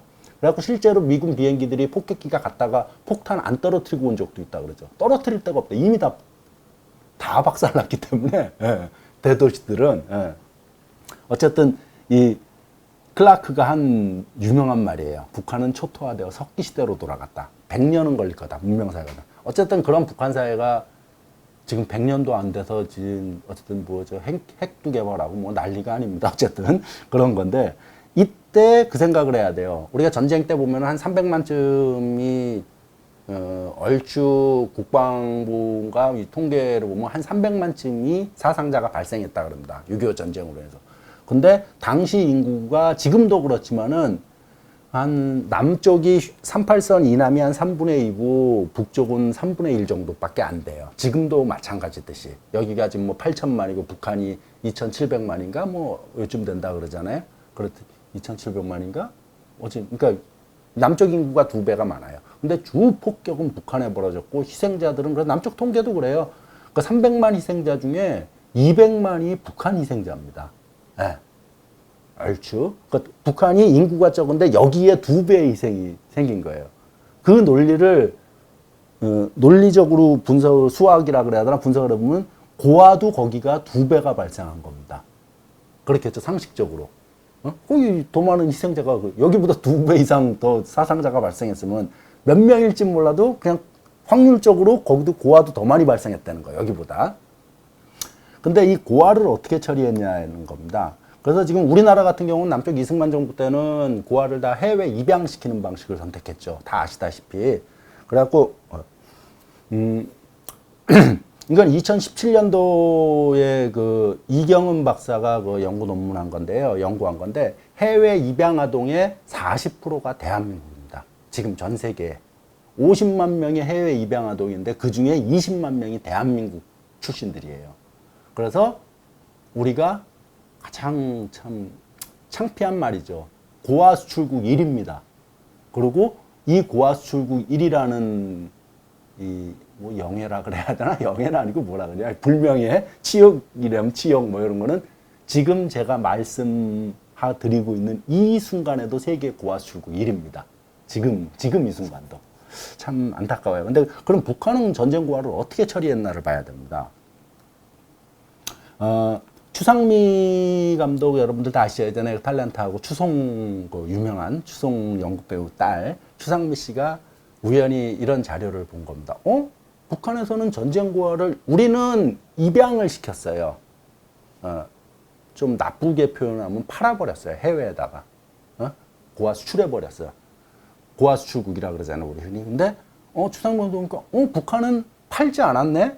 어떻게 했냐면 해외에 위탁 교육을 시켰어요. 당시 전후복구가 너무 힘들기 때문에 아까 그 폭탄 쏟아진 양이며 막 이러면서 김일성 주석이 당시 어떻게 하냐면 51년도부터 아이들을 도저히 그러니까 최대한 그 마을에서 마을 사람들이 고아들을 끌어안지만은 그 양이 도저히 감당이 안 되는 거예요. 그래서 할 수 없이 당시 사회주의권 주로 동부 사회주의권인데 뭐 몽고도 보내고 이랬고 어쨌든 몽고 폴란드, 헝가리, 루마니아 이런 쪽으로 애들을 보냅니다. 우리 지금 너무 힘들어서 전쟁 중이었고 51년도부터 보냈으니까 전쟁 중이라서 우리 아이들을 좀 교육시켜 달라. 그러니까 이 애들을 고아로 입양시켜 버린 게 아니라 잠깐 막힌 거예요. 쉽게 말하면 잠깐 막혀서. 근데 아이들만 보낸 게 아닙니다. 선생님을 딸려 보냈어요. 당시 전쟁 중인데 젊은 사람들 총환자로 더 줘야 될 사람들이 가는데 선생을 어떤 선생님을 딸려 보냈냐면 국어 선생님, 거기 표현으로 하면 뭐 조선어 선생이겠죠. 어쨌든 국어 선생님하고 조선사 선생님, 역사 선생님 두 분을 딸려 보냈어요. 애들에게 우리말과 우리의 역사를 잃으면 안 된다. 그러면 이 정체성을 잃어버린다. 그래서 국어 선생님과 역사 선생님 둘을 딸려 보냅니다. 보낼 때마다. 그래갖고 가서 모든 생활은 거기서 하지만은 이제 말과 역사는 이제 조선 사람한테 배운 거죠. 여기 어쨌든 그렇게 가요. 가서 51년도부터 51, 52, 53주로 보냅니다. 그 중에 가장 이제 대표적으로 폴란드에 가서 이 추상미 감독이 그런 사실을 알고 놀래갖고 이제 폴란드로 갑니다. 그 한 아이들을 가르쳤던 폴란드의 한 학교 가서 물론 연세가 많지 선생님들이 그때 선생님이었다면 거의 대부분 돌아가셨고 옛날 일이니까 그 마을 사람들을 만나서 어떻게 가르쳤고 어땠는지 뭐 이런 거 인터뷰하고 이러면서 그 폴란드로 간 아이들이라는 영화를 만들었고 또 하나 김일성의 아이들은 요번 6월 달이죠. 6월에 개봉한 영화입니다. 6월 25일 아마 전쟁 날 개봉했을 거예요. 김덕영 씨도 그런 거를 이제 김일성의 아이들도 마찬가지예요. 북한이 해외에 위탁 교육시킨 학생들을 그거에 관한 다큐멘터리 형식으로 2개를 만든 건데 두 영화가 둘 다 해석은 좀 달라요. 그 팩트, 북한이 해외에 위탁 교육을 시켰다라는 그 팩트를 인정하고 찾는 거지만 해석은 추상미 감독은 어떻게 해석을 하냐면 결국 애들이 58년도, 59년도에 다 불려옵니다. 그러면 긴 애들은 한 8, 9년을 해외에서 생활을 한 거죠. 어린아이들이니까 뭐 금방 그 나라 말도 배울 거고 어쨌든 익숙해질 거고. 근데 어쨌든 꽤 예를 들면 10살 때 갔다 가면 건 20살 때 오는 거겠죠. 그런 식으로 아주 어린 건 10년 가까이 생활을 하다가 오는데 58, 59년대 다 이제 그 해외에 나간 고아들을 다 데려옵니다. 근데 추상미 감독은 어떻게 해서 그랬냐면 영화 끝날 때쯤에 천리마 운동 때 노동력 확보 차원에서 아이들을 데려갔다는 거예요. 그래서 참 왜 그렇게 해석을 해야 되나? 아니 그런 생각이 들더라고요. 그리고 김덕영 감독은 어떻게 또 해석을 하냐면 아이들을 해외에 보내서 이 뭐라 그러지 사상 교육을 시켰다는 거. 거기서조차도 그런 식으로 주체 사상의 그 유일 사상을 그래서 왜 해석을 그렇게 하나 생각이 들어요. 어쨌든 뭐 이렇게 해석을 했지만 그 팩트에 대해서는 이들도 다 놀래고 이렇게 찍은 겁니다. 근데 한번 상식적으로 생각을 해보자고요. 제가 그랬잖아요. 이 왜 북한에 관한 하는 이 합리적인 사고, 그 통상의 사고 방식이 안 서고 이런 식의 해석을 하는지 조금 저는 약간 그래요. 그러니까 합리적으로 한번 생각해봐요. 상식적으로. 나는 전쟁 때 부모를 잃었어. 집안이 아무도 나를 돌볼 사람이 없는 뭐 대여섯 살짜리 그 어린 아이들을 나라에서 해외에 보내서 안전하게 거기서 교육을 시켜줬어요. 그렇고 어쨌든 그리고 우리말을 읽지 않게 우리 역사를 가르치고 다시 조국으로 돌아온다라면은 그 아이들의 입장은 김일성이 자기 아버지 같을 거라고. 그렇잖아요. 자기를 그렇게 보호해주고 키워준 사람이니까.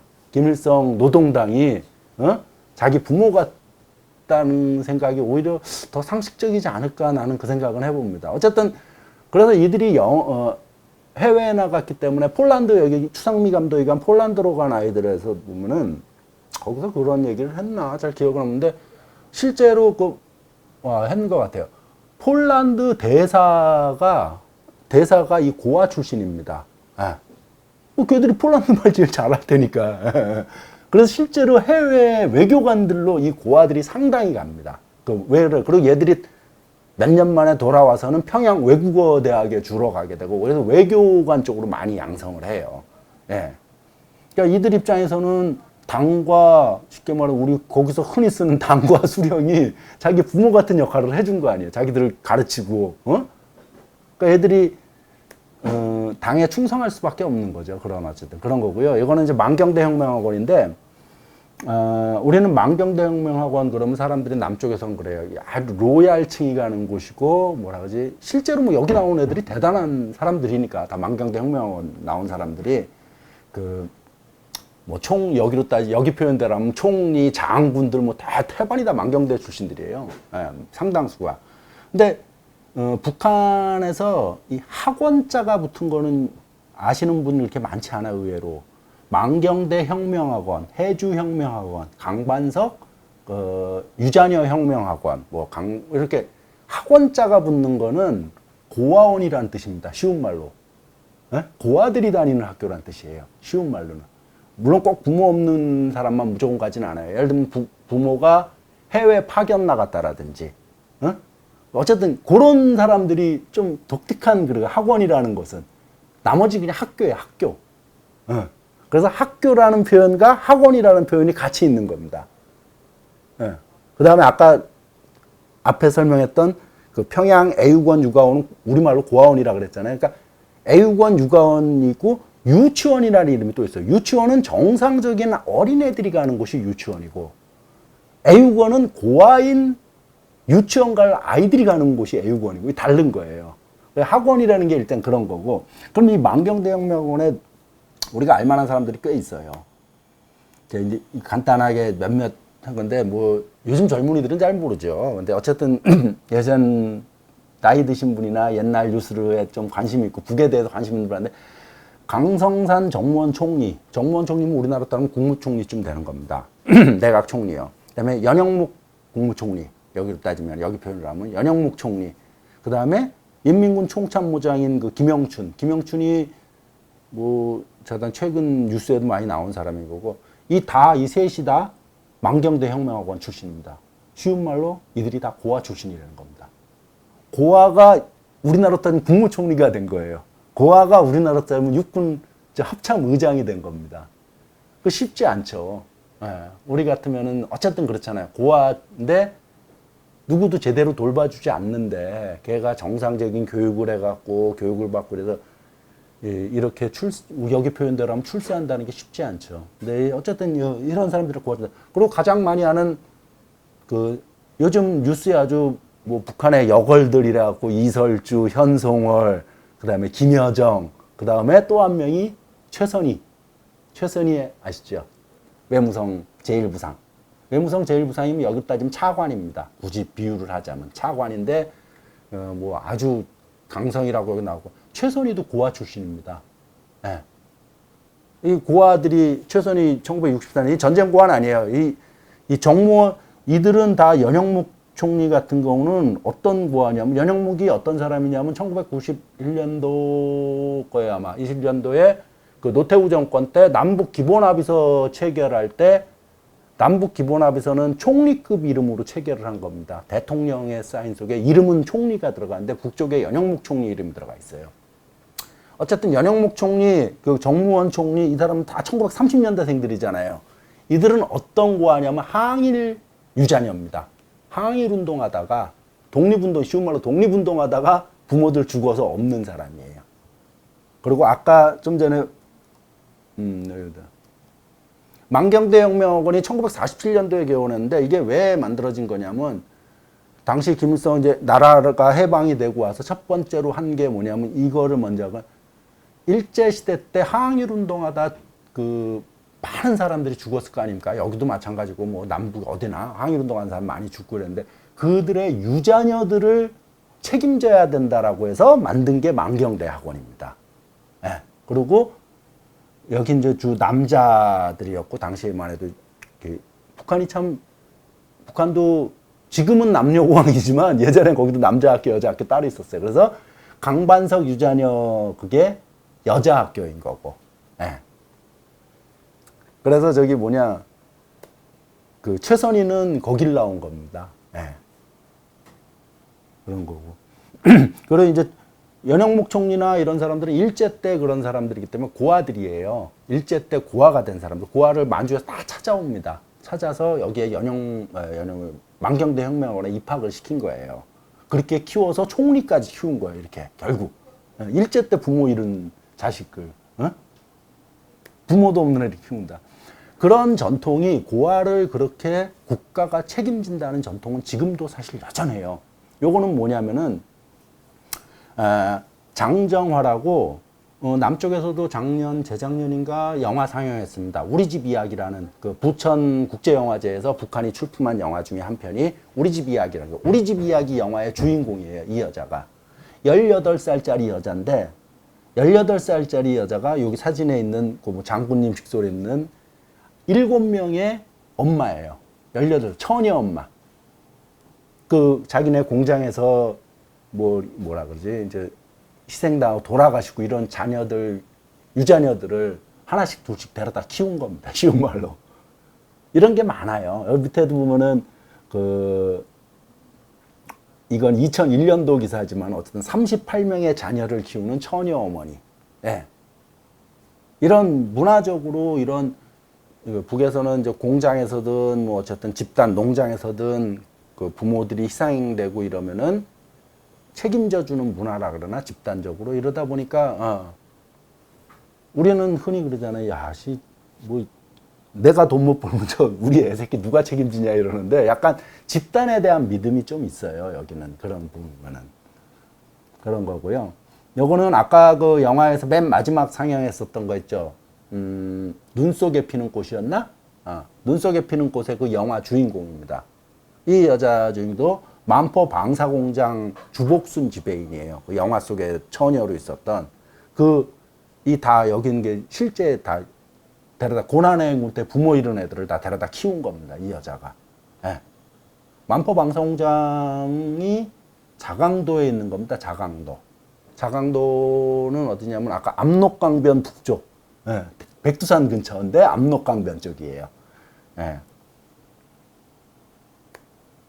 이게 아까 말씀드린 좀 전에 말씀드린 그 18살 7명의 아이들을 데려다 여기 다 자기 자식들이에요. 쉬운 말로. 그래갖고 이 18살짜리 이건 최근 일이거든요. 그래서 김정은 위원장이 북한에서 그 어머니 대회가 있어요. 이렇게 훌륭한 어머니들, 이래저래 훌륭한 어머니들을 이렇게 표창하고 북한은 좀 명예로 사는 나라예요. 돈보다는 보니까 이 명예요. 그리고 훈장 많이 탄 사람들이 제일 대우받고 이러는 것 같더라고요. 사회적으로. 근데 어쨌든 어머니 대회라는 거에서 훌륭한 어머니들을 이제 뽑는다 그래야 되나. 그래서 모범으로 내세우고 이렇게 본받게 하고 이렇게 하는 건데 그 어머니 대회에 나갔어요. 이 처녀가. 예. 이 충분, 이건 어머니 대회에 나갈 자격이 있다 그래갖고 그런 겁니다. 요것들은, 좀 더 이렇게 고아 문제를, 아까는 이제, 고난행군에 관한 영화들을 이제 편집본부를 쭉 본 건데, 요 아까 그 눈 속에 핀 꽃은 아까 뒷부분에 좀 보였던 거고요. 요것보다는, 여기서 새 세대를 위하여하고 우리 집 이야기가 고아에 대한 본격적인 이야기입니다. 그들의 모습에서나 눈 속에 핀 것은 고아가 주제가 아닌데 이제 고아 그렇게 입양하는 모습이 좀 나오는 거고, 특히 새 세대를 위하여라는 영화를 보시면 조금 이해가 될 겁니다. 요때 그 전쟁 고아들을 어떻게, 그러니까 아까 전쟁 고아 추상미 감독이었던 그 폴란드로 간 아이들 같은 경우는 이제 해외로 입양이 아니지, 해외로 위탁 교육시킨 아이들 이야기라면은 요거는 다시 북한에서 그대로 끌어안아서 키운 아이들의 이야기예요. 새 세대를 위하여. 뭐 70년대 만들어진 영화지만은 참 잘 만들었어요. 한번 보시면 얘들이 전쟁, 그리고 폴란드로 간 아이들에서 그런 얘기가 나와요. 그 추상미 감독에서도 나오지만은 북한의 전쟁 고아를 데려다 키웠는데, 교육을 시켰는데, 거기서 키웠죠, 일종의. 그, 폴란드 사람이 그런 말을 합니다. 고향이 남쪽인 애들이 꽤 있는 거예요. 놀란 거. 자기들은 북한에서 고아를 보낸다고 해서 고아를 받았는데, 애들이 남쪽이야, 고향이.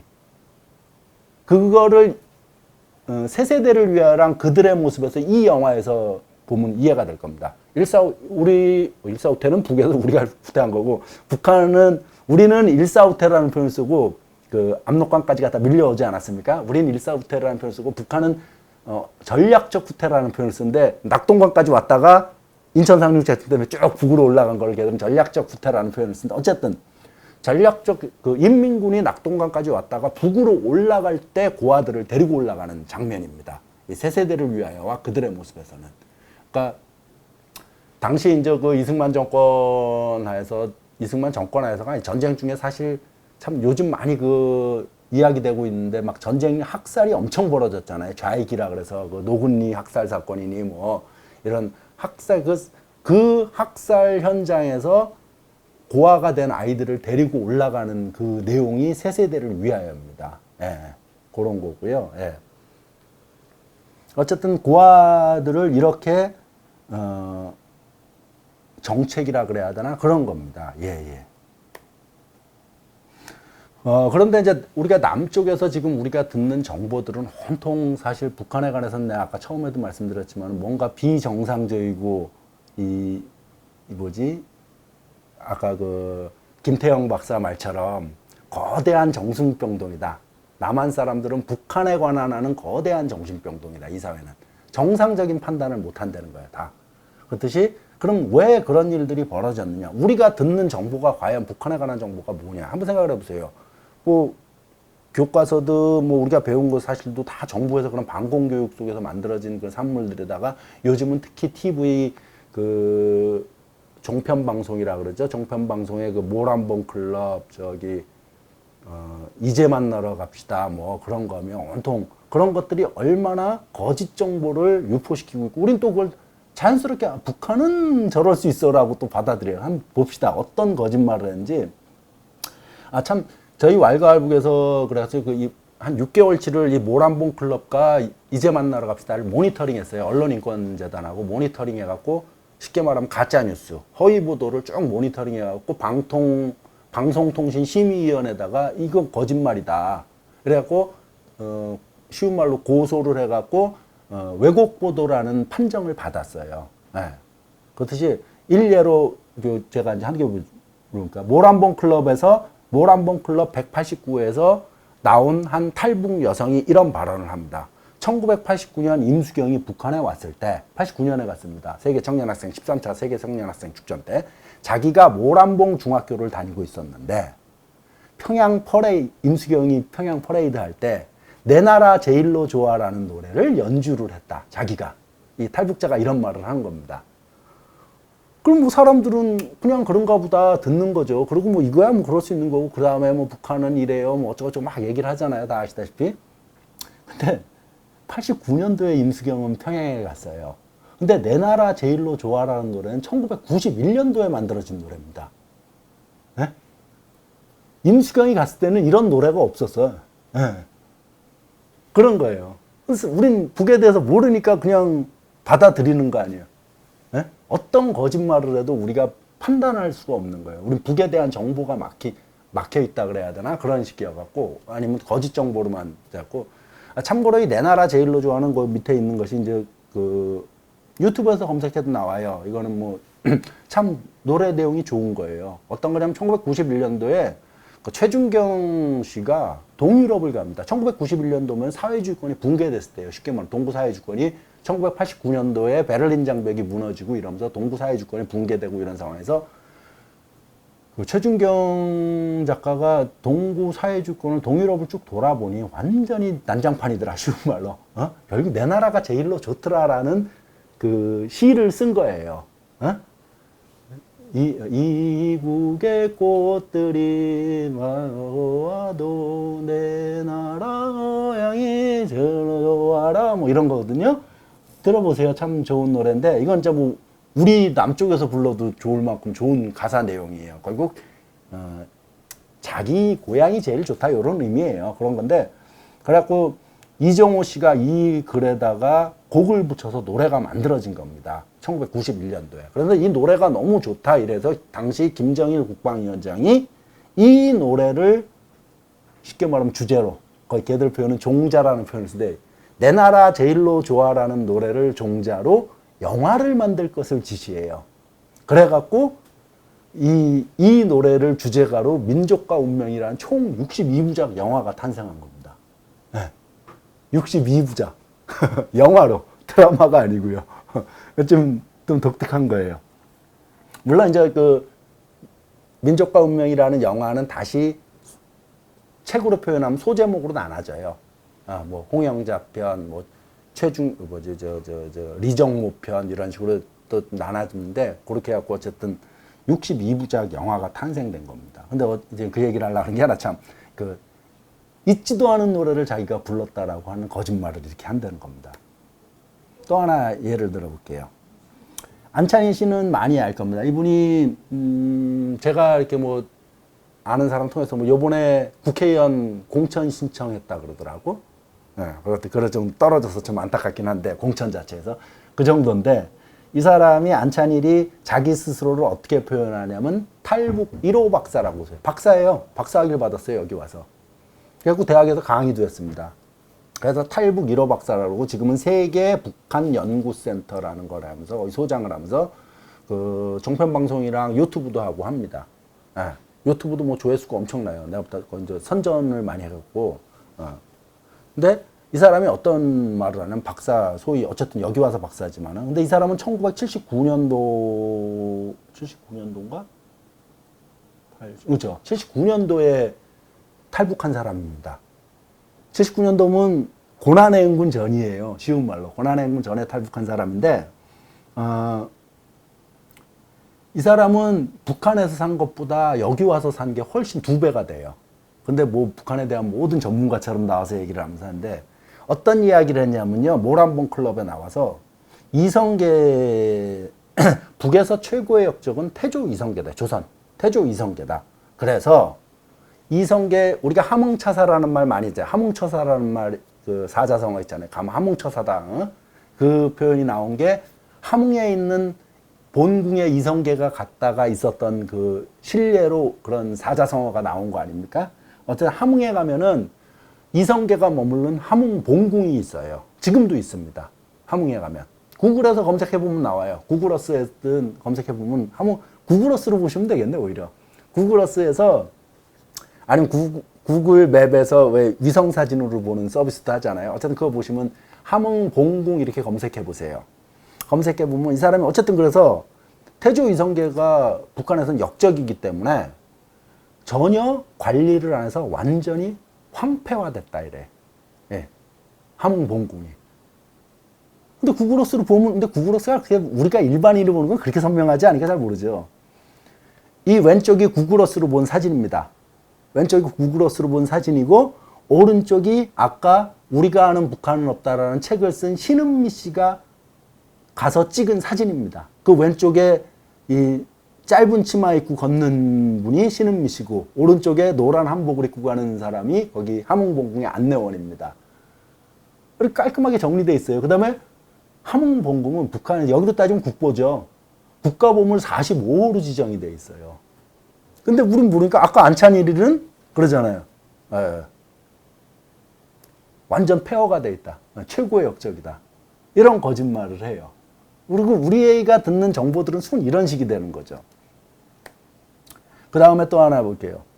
이 여자는 마영애라는 여자예요. 지금은 미국으로 망명한 여자입니다. 2009년도 10월에 이렇게 지금 이거는 저기 뉴욕입니다.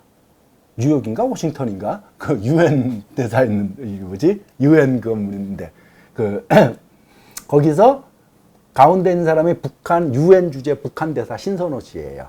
북한 사람들입니다. 이 둘이 북한 그 유엔에 파견된 북한 외교관들인데 쫓아다니면서 이 여자가 탈북한 여자인데 김정일 독재자는 공개 처형한 내 남편을 살려내라 그래요. 그래서 와 그랬더니 하도 웃기니까 이 사람이 좀 전에 그 여자 남편입니다. 최광철이. 그래서 아예 뉴스에 내보낸 거야. 쉬운 말은 네 남편 멀쩡히 살아있는데 뭘 처형을 했냐라고. 네.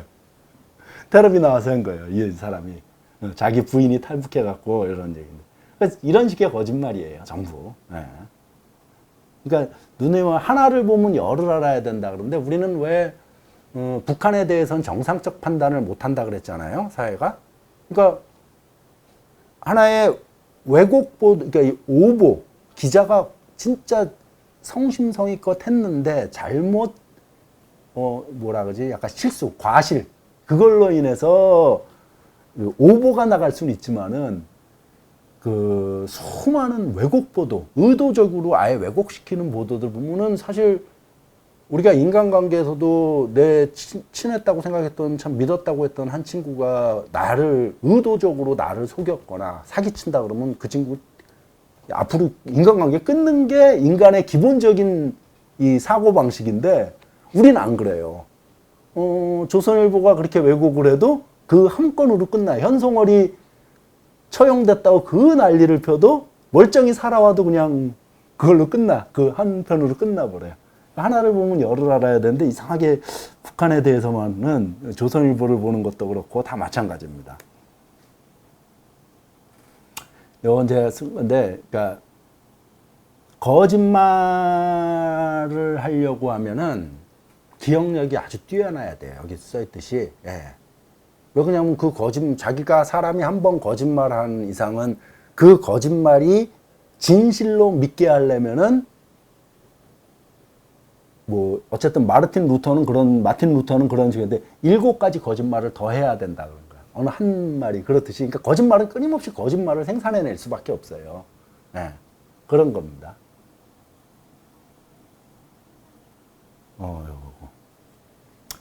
예, 어쨌든 북한에서 제가 지금 고아 얘기를 쭉 드렸는데 그런 겁니다. 이렇듯이 고아에 대해서 고아 정책이 아까 그 애육원, 육아원 문제, 고아 정책이 걔들이 그렇게 했고, 그렇게 버텼고, 그렇게 집단적으로,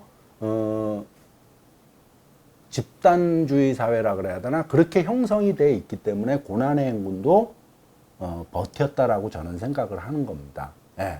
그 어려움 속에서도 실제 많은 사람이 그 몇 명이 굶어 죽은지 모르지만 상당수가 굶어 죽었어요. 그리고 여기 탈북자들한테 실제로 물어봐도 아마 다 그럴 겁니다. 의도적으로 그 사람이 거짓말 하려고 뭐 종편방송에 나와서 하는 사람들처럼 거짓말 하려고 하라. 여기 와서 제가 이렇게 탈북자들한테 이렇게 물어보면은 누가 그럼 고난의 행군 때 가장 많이 죽었냐? 물어보면은 모르겠어요. 어떤 분은 사람마다 크게 다르지 않아요. 노인들이 많이 죽었다 그래. 근데 노인들 일단 먹고 살기 힘든데 근데 노인은 이미 연로에 있기 때문에 이 신체 상태가 노인들이 많이 죽었다. 그 다음에 그럴 거 아니에요. 또 노인들도 마찬가지 아니에요. 자기가 힘들지만은 그거 다 자기보다 어린 거 아니야. 자식들, 선주들. 먹을 거 없으면 걔들부터 줘야지 자기부터 먹겠어요. 어? 인간이 그 부모 심정상. 어? 어쨌든 노인들이 많이 죽었다. 그럼 그 다음은 또 누가 많이 죽었냐?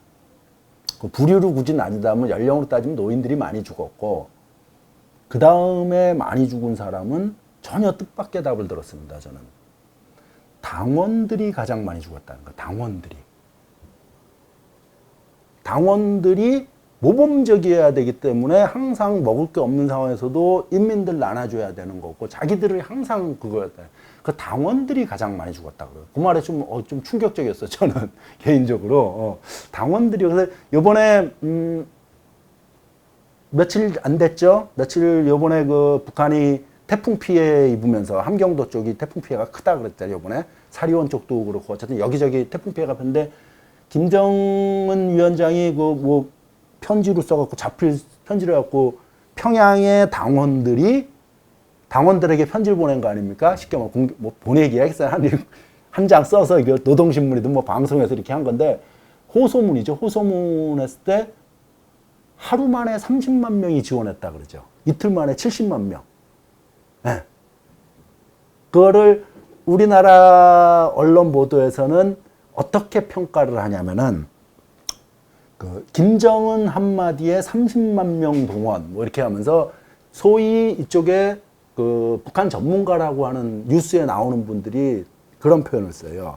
체제 결속을 위하여, 리더십 강화를 위하여 그런 행위를 했다, 이런 식으로 표현인데, 그 체제 결속, 리더십 강화, 내부 단속, 뭐 또 남남 갈등, 통미봉남, 뭐 이런 표현들은 우리가 북한 전문가라고 나와서 하는 사람들이 누구나 쓰는 표현이에요. 예, 남남 갈등을 시키려고 한다, 통미봉남이다, 내부 결속용이다, 체제 결속이다, 리더십 강화를 위해서 이렇다, 그 뻔한 얘기예요. 그냥 항상 그런 식으로 평가를 해요. 근데 상식적으로 우리 문재인 대통령이 호소를 한다고 해서 그렇게 안 되거든요. 절대로. 70만 명이 동원된다는 건 평양에서만. 평양 인구가 250만 명입니다. 네, 평양 인구가 250만 명이고, 물론 그 당원들만 오는 거, 당원들에게 호소했지만은 비당원들도 많이 가고 있는데, 어쨌든 70만 명이 거기 뭐 실제 갔는지 안 갔는지 모르겠지만, 지금 이번에 뉴스에 보니까 1차는 출발했다 그러더라고. 그러니까 호소문에 그렇게 썼죠. 다 보셨겠지만, 함경도에 약 12,000명의 이 사람이 필요하다. 평양 당원들이, 모범적인 당원들이 가졌으면 좋겠다. 쉽게 말하면 호소한다 이랬더니, 그 발표나고 하루 만에 30만 명, 이틀 만에 70만 명이 자원을 했어요. 그런 힘들이 어떻게 나오는가에 대해서, 북이 옳다 그러다의 문제가 아닙니다. 한 국가가 어떻게 지도자가 그렇게 호소했을 때 수십만 명이 동원되는지 그 시스템을 알아야 된다는 거예요. 그걸 막연히 여기서는 잘 보이려고, 윗사람한테 잘 보이려고, 여기는 그럼 뭐 잘 보일 사람 없나? 마찬가지. 근데 안 하잖아요, 여기는. 그렇게 안 하잖아요. 그러니까 그렇게 우리가 북한 사회를 이해할 때 항상, 아까 그 고아 문제도 그렇지만 집단주의 사회라는 걸 항상 염두에 둬야 돼요. 집단주의. 걔들의 표현대로 하면 집단주의. 네, 그거를 항상 염두에 두고 좀 북한을 평가를 해야 되는 거고요. 예. 그렇습니다. 그래서, 그러니까 우리가 북한에서 벌어지는 일들을 너무 우리 배관시하거나, 일단 있는 대로 좀 팩트는 좀 인정해주고 받아줘야 되는데요. 그러질 못해요. 그러니까 예를 들면은 또 하나 예를 들어볼게요. 어쨌든 북한의 공식적인 발표는 코로나 환자는 한 명도 없답니다. 예. 근데 누구도 아마 지금 대한민국 사람들은 이 말을, 거의 대부분 사람들은 신뢰하지 않을 거예요. 한 명도 없던. 근데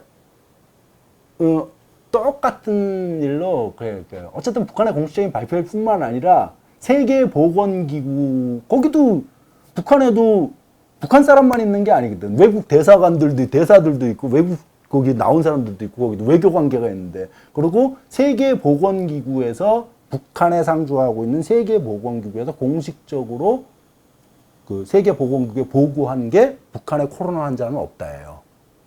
그래도 안 믿어요, 우리는. 북한은 그러면 안 되기 때문이에요. 기본적으로. 그리고, 아니, 그러니까, 공식 발표인데, 자기가 그거를 부정하지 못한다라면 일단 인정해 주는 것이 합리적이고 정상적인 사고방식이라는 거예요. 똑같은 일례로, 몽고가 코로나 환자가 제로입니다. 몽고. 우리나라 뉴스에서 북한이 코로나 환자가 제로라는 거에 대해서는 불신을 표하고 몽고가 코로나 환자가 제로라는 것은 극찬을 해요. 네, 뉴스에서 보면은. 왜 그런지는 잘 모르겠어요. 그렇듯이 좀 일단 팩트를 자기가 확정적으로 부정할 근거가 없으면 일단은 인정을 해줘야 되지 않겠는가. 예, 그런 생각이 듭니다. 예. 예, 그럼 뭐, 오늘은 요 정도로 좀 그 영화 보시느라고 좀 그거 했었는데, 제 얘기보다는 영화가 사실은 훨씬 더 그 지금의 북한이, 이게 30년 전 내용이지만은 지금의 북한을 이해하는 데는 훨씬 더 좋을 겁니다. 그 영화 속 한 것 자체가, 물론 그것이 이제 영화라고는 하지만은 내가 아까 처음 말씀드렸듯이 북한은 영화가 기본적으로 인민교양용이에요.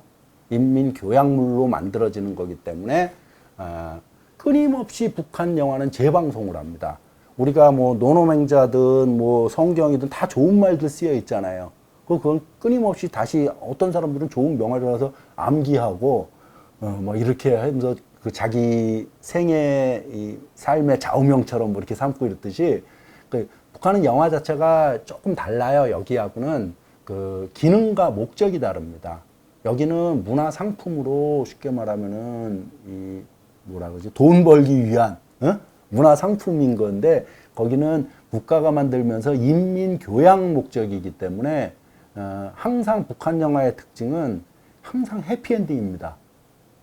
그리고 권선징악이고, 아니 권선징악을 하고 해피엔딩으로 끝나고 역사는 항상 진리의 편에 서 있다는 걸 알려야지 사람들은 그렇게 따르고 그렇게 배울 거 아니에요. 그래서 항상 북한 영화는 해피엔딩이고 권선징악이고 이런 겁니다. 예. 그런 거고, 예. 어쨌든 오늘 그 영화랑 요거 해서 앞으로 좀 저는 개인적으로 그래요. 요즘 유튜브 시대이기 때문에 유튜브에 그 북한 영화는 계속 올라오거든요. 계속이든 뭐 이제 많아요. 뭐 북한 영화, 조선 영화 이렇게 검색하면 쭉 있어요. 그래갖고 한번 좀 영화를 통해서 우리가 제일 좋은 거는 남북 이 왕래가 자유로워져 갖고 북한에 가는 겁니다. 가서 좋게 판단하든 나쁘게 판단하든 지 눈으로 보고 자기가 직접 자기 귀로 듣고 하는 게 제일 좋은 거예요. 하지만은 현실이 그렇지 못한 속에서는 그나마 북한을 가장 잘 알 수 있는 것은 북한 문학 작품들을 보는 겁니다. 소설이든 뭐 영화든 어쨌든 문화예술 작품이라서. 근데 뭐 제일 쉬운 건 소설은 읽어야 되는데 영화는 내가 가만히 눈만 뜨고 있으면 되잖아요. 그러니까 영화가 좀 편합니다, 상대적으로. 그다음에 비주얼한 것들도 있으니까. 그래서 영화를 좀 많이 보시면서 이렇게 봤으면 좋겠어요. 근데 그래서 너무 몰라요, 우리가. 그리고 참 뭐 영화 좀 제가 이렇게 북한 영화를 되도록이면 좀 보는 것이 우리가 북바로 알기에 좋다 이러는데 아마 지금 이 제 영상을 보고 있는 분이 그냥 보고 있는 이런 표현보다 서울 지하철에서 예컨대 서울 지하철에서 지하철 한 통에 예컨대 100명이 타고 있다 그러면 거기서 갑자기 한번 조사를 여기서 북한 영화 보신 분 한번 손 들어 보세요 이러면 아마 100명이 있다고 치면 아마 내 생각에 한둘 있을까 말까 아마 그럴 거예요. 우리나라 현실은 한둘이나 되지도 않을 거야 아마. 그리고 에이 재미없어서 못 봐요 뭐 이런 그거. 근데 어쨌든 근데 똑같은 질문을 북한 가서 하면은 제가 쭉 그 자료나 이렇게 뭐 북한 사람들 여러 만나보고 탈북자들 보면서 똑같은 실험이라면 실험이죠. 똑같은 실험을 북한 가서 하면은 100에 8, 90명은 봤을 겁니다. 남한 영화를. 안 본 사람이 거의 없어. 거기는.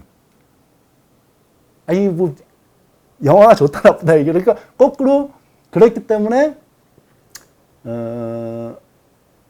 남한 사람이 북한이라는 사회가 100이 있다라면은 예컨대 100에 뭐 한 10, 20쯤 안다라면은 굳이 비유를 해서 북한 사람은 남한을 너무 잘 알아요.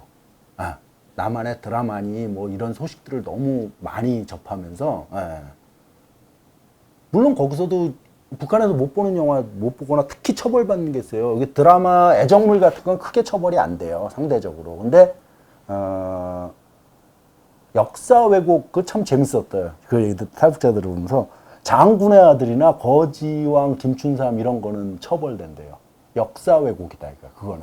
근데 그냥 애정물 이런 거는 크게 문제 안 된다고 하더라고. 어쨌든 그래요. 그래서 좀 북한을 좀 많이 우리가 원튼 원치 않든 개인적으로 원트 않아도 역사적으로 우리는 결국 하나가 될 수밖에 없는 거기 때문에 북한을 알아야 됩니다. 알아야 될 때 좀 더 많은 정보들을 접했으면 바라는 거고요. 그런 그 여러 가지 그 정보 접하는 방법 중에 하나가 오늘 영화라는 그 매개물로 이야기했듯이 영화가 그다음 북바로 알기에는 꽤 괜찮은 툴이라는 것을 말씀드리고 오늘 이야기를 이 정도로 정리할까 합니다. 예, 감사합니다. 탈북민들이 여기 와서 가짜뉴스, 저는 가짜뉴스라는 표현을 별로 안 좋아해요. 그냥 거짓말이에요, 거짓말. 가짜뉴스 그러면 뭔가 좀 중립적인 거, 약간은 좀 거짓말 그러면 못된 짓인데, 어쨌든 거짓말인데, 그렇게 하는 이유는 단순해요. 돈벌이입니다. 이만갑이나 모란봉 클럽 같은 데가 어떻게 찍냐면은 한 번 나가서 제가 알기로는 2회분을 찍어요. 2주 친 거죠. 그러니까 2주.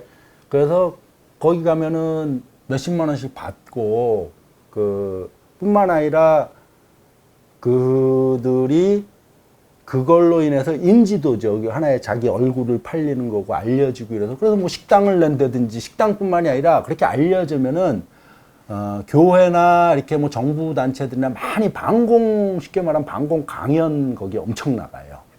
그러면 또 그 자체가 이들은 그게 하나의 생계 수단인 거고, 그런 구조입니다.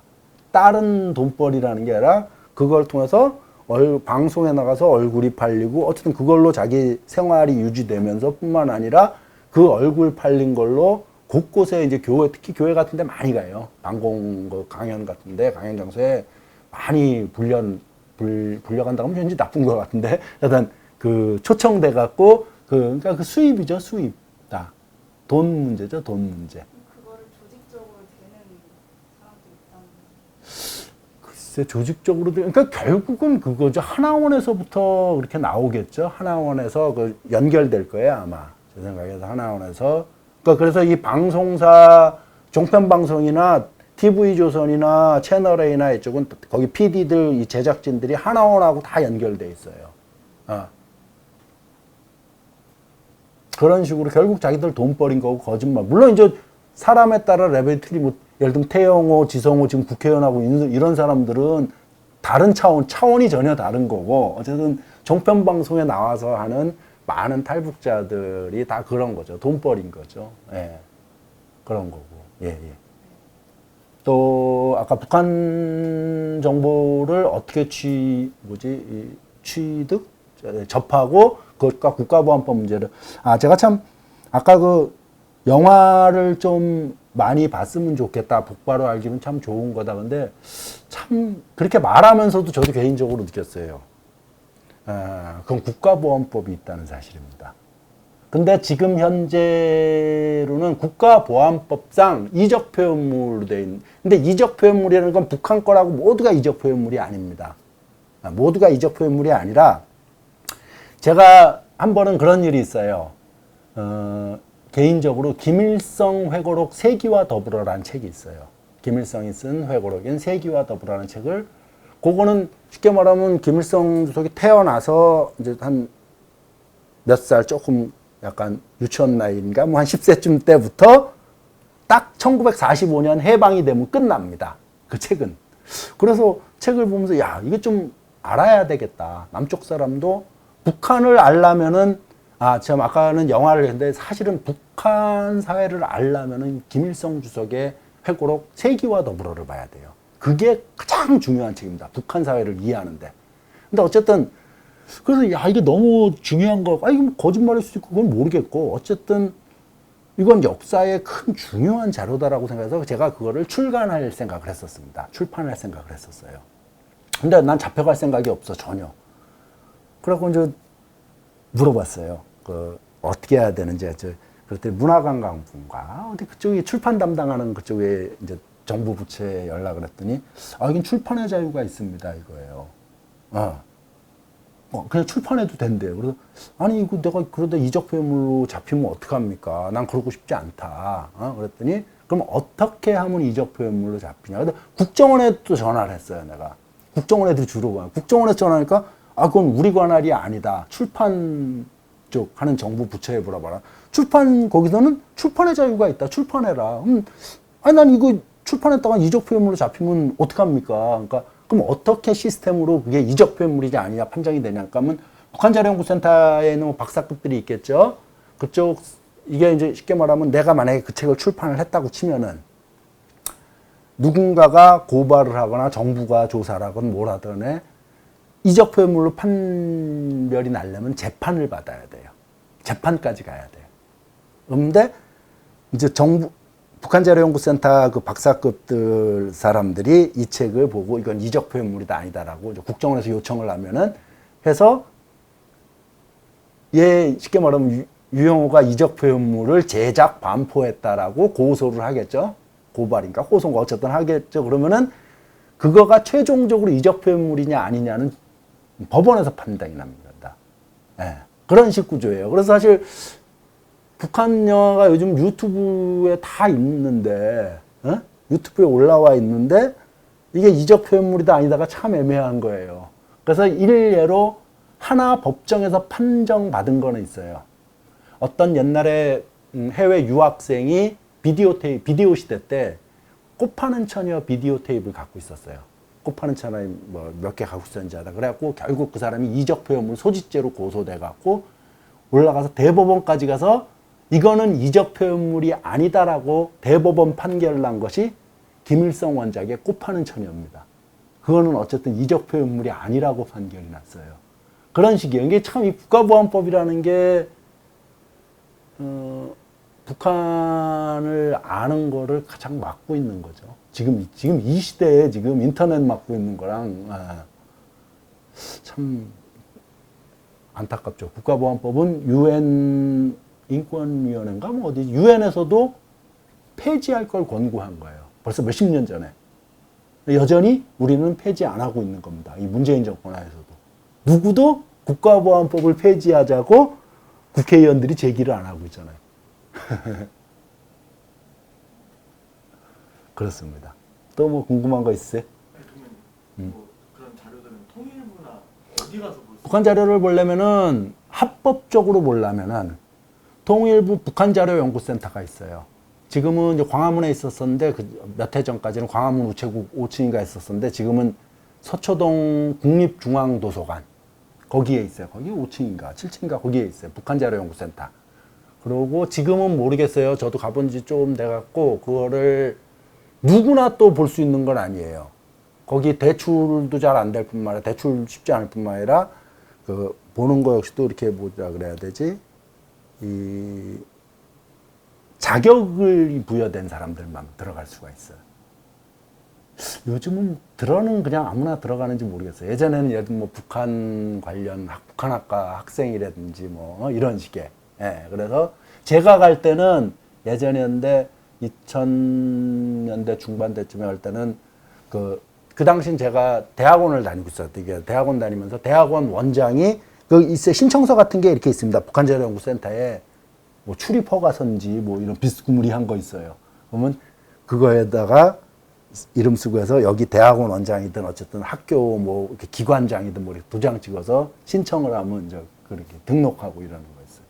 그러니까 북한 거에 대해서는 그렇게 막 겹겹이 막혀 있는 거예요. 우리는 참 안타깝죠. 안타깝고. 재밌는 얘기를 하나 해드릴게요. 전혀 뜻밖일 것 같은데, 남산타워에 가면 탑 있죠? 그 탑 목적이 뭔지 아세요? 1차 목적. 여러 가지 목적이 있지. 모든 사물에는. 1차 목적이 그 건설이 1970년대 건설돼 갖고 76년에 준공이 돼 갖고 실제 거기가 개방된 거는 81년도인가 그래요. 원래 그리고 그 남산 타워를 건설 허가를 낸 주체, 누군가 그 건설을 해야 되려면 이제 서울시에다가 건설 허가를 내야 되잖아요. 돈은 이제 방송사들 이렇게 출연했고 너희들 이거 하면 너희들 얼마큼 출연해라 쉽게 말하면 너희들한테 이런 이득이 있다는데 그 행위를 한 주체는 당시 중앙정보부예요. 지금의 국정원. 국정원이 그걸 신청을 했어요. 그건 다 자료 있어요. 서울시 그 손정복 교수가 쓴 그 당시 서울시 도시계획국장이었던 손정복 교수인데 그 탑을 세운 1차 목적은 그러니까 북한 방송 방해 전파를 쏘는 게 1차 목적입니다. 네, 남한에서 당시에 은평구나 이런 데들은 다 이렇게 북한 방송이 잡혔거든요. 그거를 못 듣게 하는 게 1차 목적이에요. 그거는 손정복 교수 당시 그 서울시 도시계획국장이었던 손정복 교수들이 아주 상세히 나와 있어요. 어떻게 그게 이제 건설이 됐고 뭐 이렇게 쭉 있는 건데 그거 가지고 어쨌든 여기서는 지금 방해 전파를 쏘기 때문에 북한 방송을 못 들어요. 따로 굳이 들으려면 우리 그 간첩 첩보 영화 같은 데 항상 나오잖아요. 그 단파 라디오 뭐 이런 거. 그런 게 있어야 들을 수 있는 겁니다. 근데 북한에 가면 안 그래요. 북한에 가면은 여기 방송이 아주 잘 들려요. 이건 내가 확인한 게 아니에요. 저랑 같이 갔던 국정원 직원이 같이 갔는데, 유영호 씨, 왜요? 그러니까 여기 남한 방송이 너무 잘 들려요. 이러는 거예요. 네. 제가 평양 갔을 때, 네. 평양에서 그러더라고요. 너무 우리가 진짜 북한에서 너무 몰라요. 너무 모르고 안타깝죠. 그런 것들이. 예. 좀 아니 뭐 칭찬하자 이런 문제가 아니라 좀 있는 거는 뭐 제대로 봐야 지피지기해야 뭐 백전불패든 백전백승이든 뭐 하는 텐데 이게 예. 그러니 너무도 모르는 상태에서 어떻게 협상이 제대로 될 수 있고 앞으로 그런 게 참 안타까운 거죠. 예, 예. 예, 감사합니다.